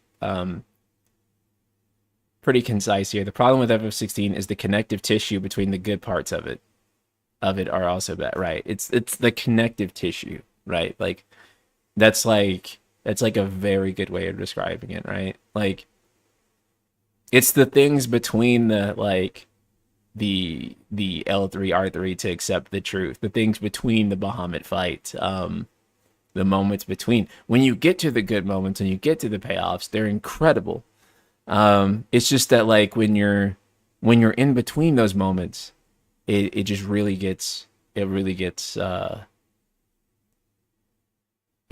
rough. Now, in fairness, someone asked if I did all this side quest in Rebirth as I was going on. I did not do all the side quests, right? And so maybe that did change my opinion of Rebirth versus 16. So if 16 was for PC to get like a harder difficulty or something like that, or someone mods it into the game, or anything alike, I feel like I would walk away with probably a different. And I skipped all the side quests. I forgot to add that in there. If I skipped all the side quests in 16, I probably would have enjoyed it like tremendously more, right? Whereas with Rebirth, I didn't do all of the side quests. I did it, but I did enjoy the side quests that I did do, and I think that that's also a distinction. I think that 16 has some really meaningful writing and a lot of its side quests, but I wouldn't describe a single side quest in the game as fun. Like, there's not a fun side content thing to do. Um, is it interesting? Is some of it like well written? Is some of it uh like like really add to the lore and to the characters? Yeah, and it definitely probably does that better than Rebirth actually. But it's not like that side piece of side content had like a really good sense of discovery and like uh it was really fun and well structured and stuff like that. I don't think that I had that with 16. Subtext, thanks for the super chat, buddy. For Dawn Trail, what are you nervous about with the fresh start? And how are you hoping they avoid any new starting point pitfalls? Oh, that's a great question, bro. Uh, my real problem, or not problem, my concern with Dawn Trail potentially is that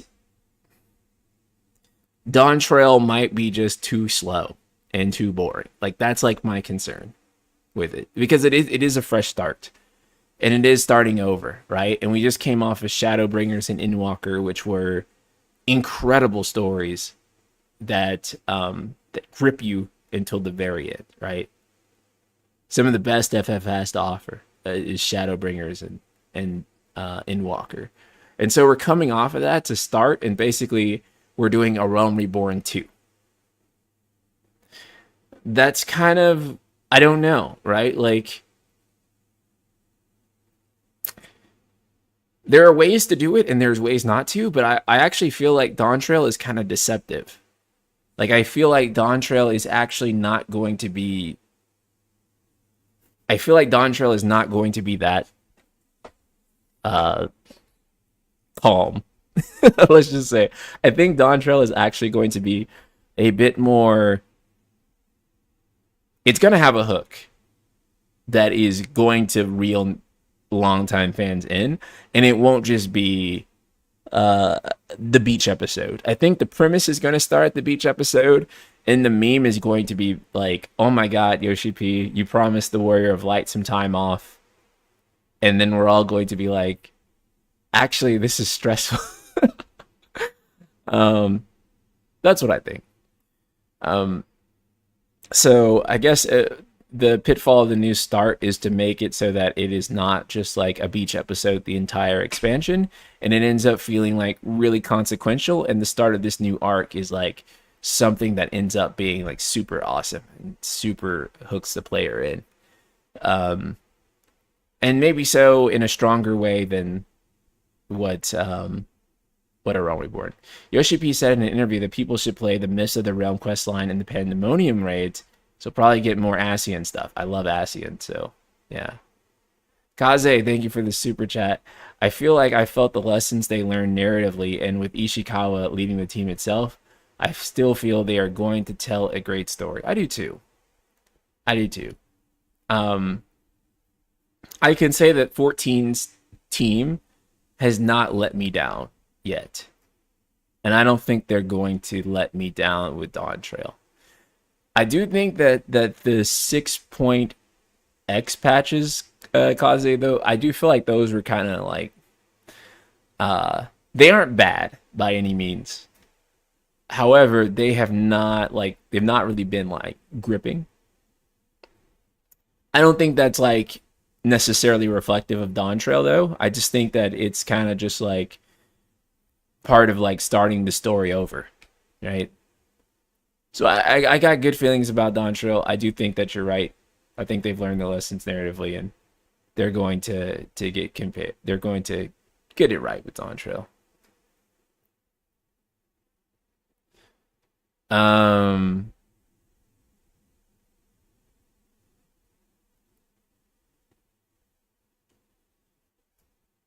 there was some other stuff I was reading. Where is it at? A reminder that the minor adventure for Post Endwalker turned out to be the entirety of Final Fantasy IV. Yeah, the Warrior of Light just casually re-experiences all of Final Fantasy IV as like as a vacation, right? So I mean, you know,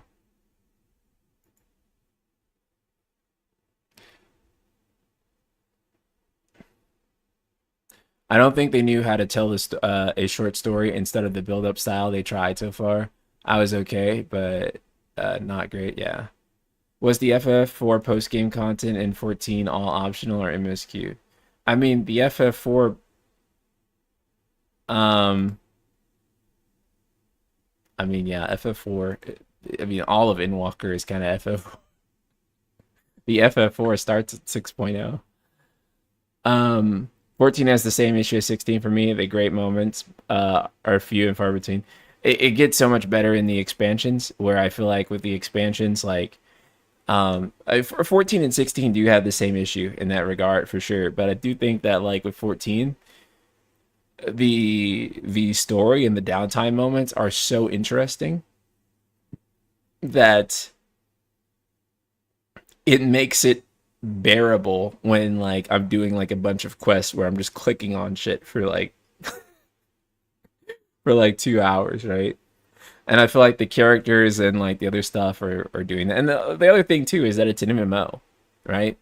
So I expect to do fetch questy stuff. And yeah, you also have other people to hang out with in the game, right? That's like another thing too, right? Is that like if I'm playing like 14, right? If you're playing 14, you're going through MSQ, you have your friends on Discord, you or in my case, I'm streaming it, and I have like 100 of you guys like on your mounts behind me, like cheering me on, like we're all effing around, like doing that stuff, and so it's really fun, right? And I think that's why that design philosophy got so much more scrutiny for something like 16, where you don't have the social aspect to kind of carry you through the more boring and tedious parts of it.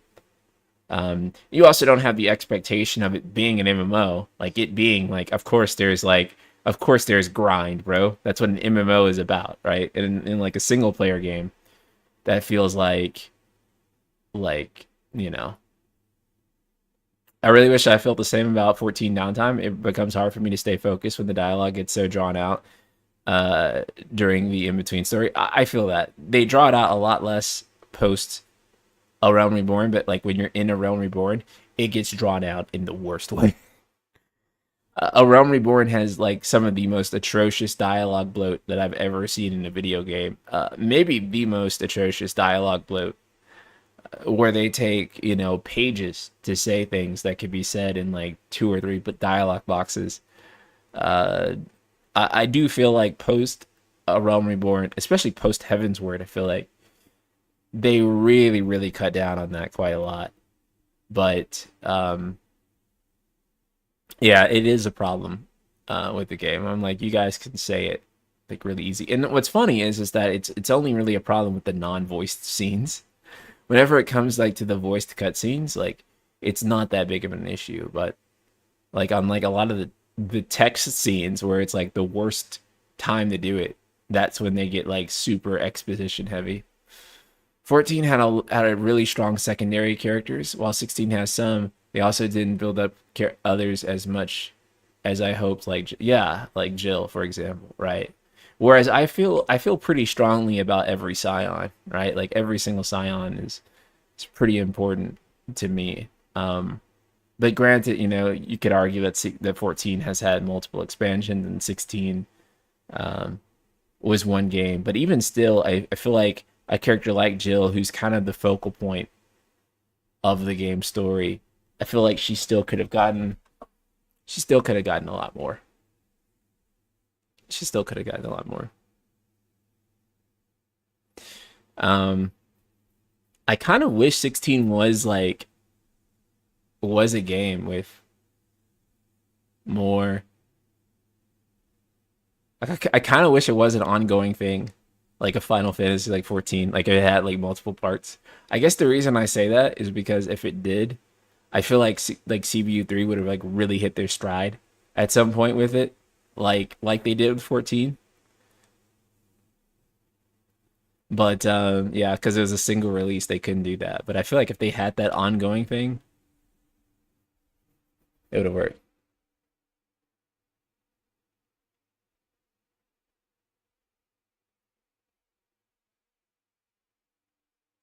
Yeah, I don't know.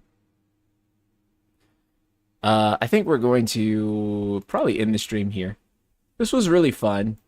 So going forward, what I want to do is I want to do more streams like this, where it's just like a community discussion. And so we're just gonna pick a topic. It may not necessarily feel like, or it may not necessarily be like Final Fantasy related every time. It may just be general gaming stuff.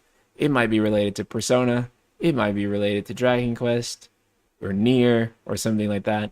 And of course, we're just casually talking too, so we'll have other stuff in there. Just kind of shoot the shit like a normal thing. But yeah, just kind of like a normal, it's like an exchange of the community. Because I think what we were able to do today was like communicate some different points and different things that people had. And I think it was really productive. And everyone got to say their piece without it having to be like, an attack or like some kind of sarcastic remark on someone else who felt differently. Prim, thank you so much for this super chat. Have faith in Yoshi P to morph Creative Unit 3 back in the Squaresoft. FS16, it was just the first stepping stone though. Though flawed, it should be celebrated. Congrats on 100K. Love the channel. Kampai. Thank you so much, Prim. Yeah, no, I agree. I agree. Like I said, I'm not opposed to CBU3 directing FF17.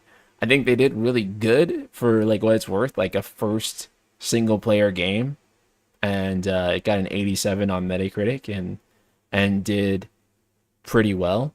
So I'm still thinking like, if CBU3 can come out with another game, another Final Fantasy title, I think it'd be really good. And I think if they really listen to like a lot of the criticisms around 16 and they really apply that, I feel like it's gonna be like, it could be like one of the best Final Fantasies ever. But I do feel like they have to, one, really listen to a lot of the feedback on like what people did and did not like about 16, because I think there's a lot of good and there's a lot of unfortunate. And I feel like if they really hone in on that, they can make something incredible.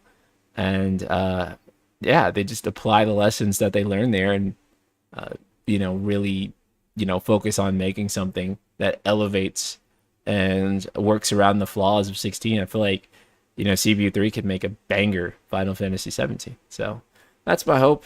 I would want them to lean a little bit more into 14 though, because I think 14, like tonally and world design and just general aesthetic, is more what I personally like in FF, and like what I think is like more tonally balanced. Like for all the praise that Rebirth got for like how it balances like its levity with its serious moments, I think 14 does that even better. I think 14 like is like perfect for like balancing like levity and serious moments. Even more so than Rebirth. And so I think that I'd love to see like their next project kind of lean more into that. Have like the big serious moments, and then also, yeah, we have cat girls. That's what it should be. All right. So I will see you guys next week, and I love you, and we'll do another stream like this soon.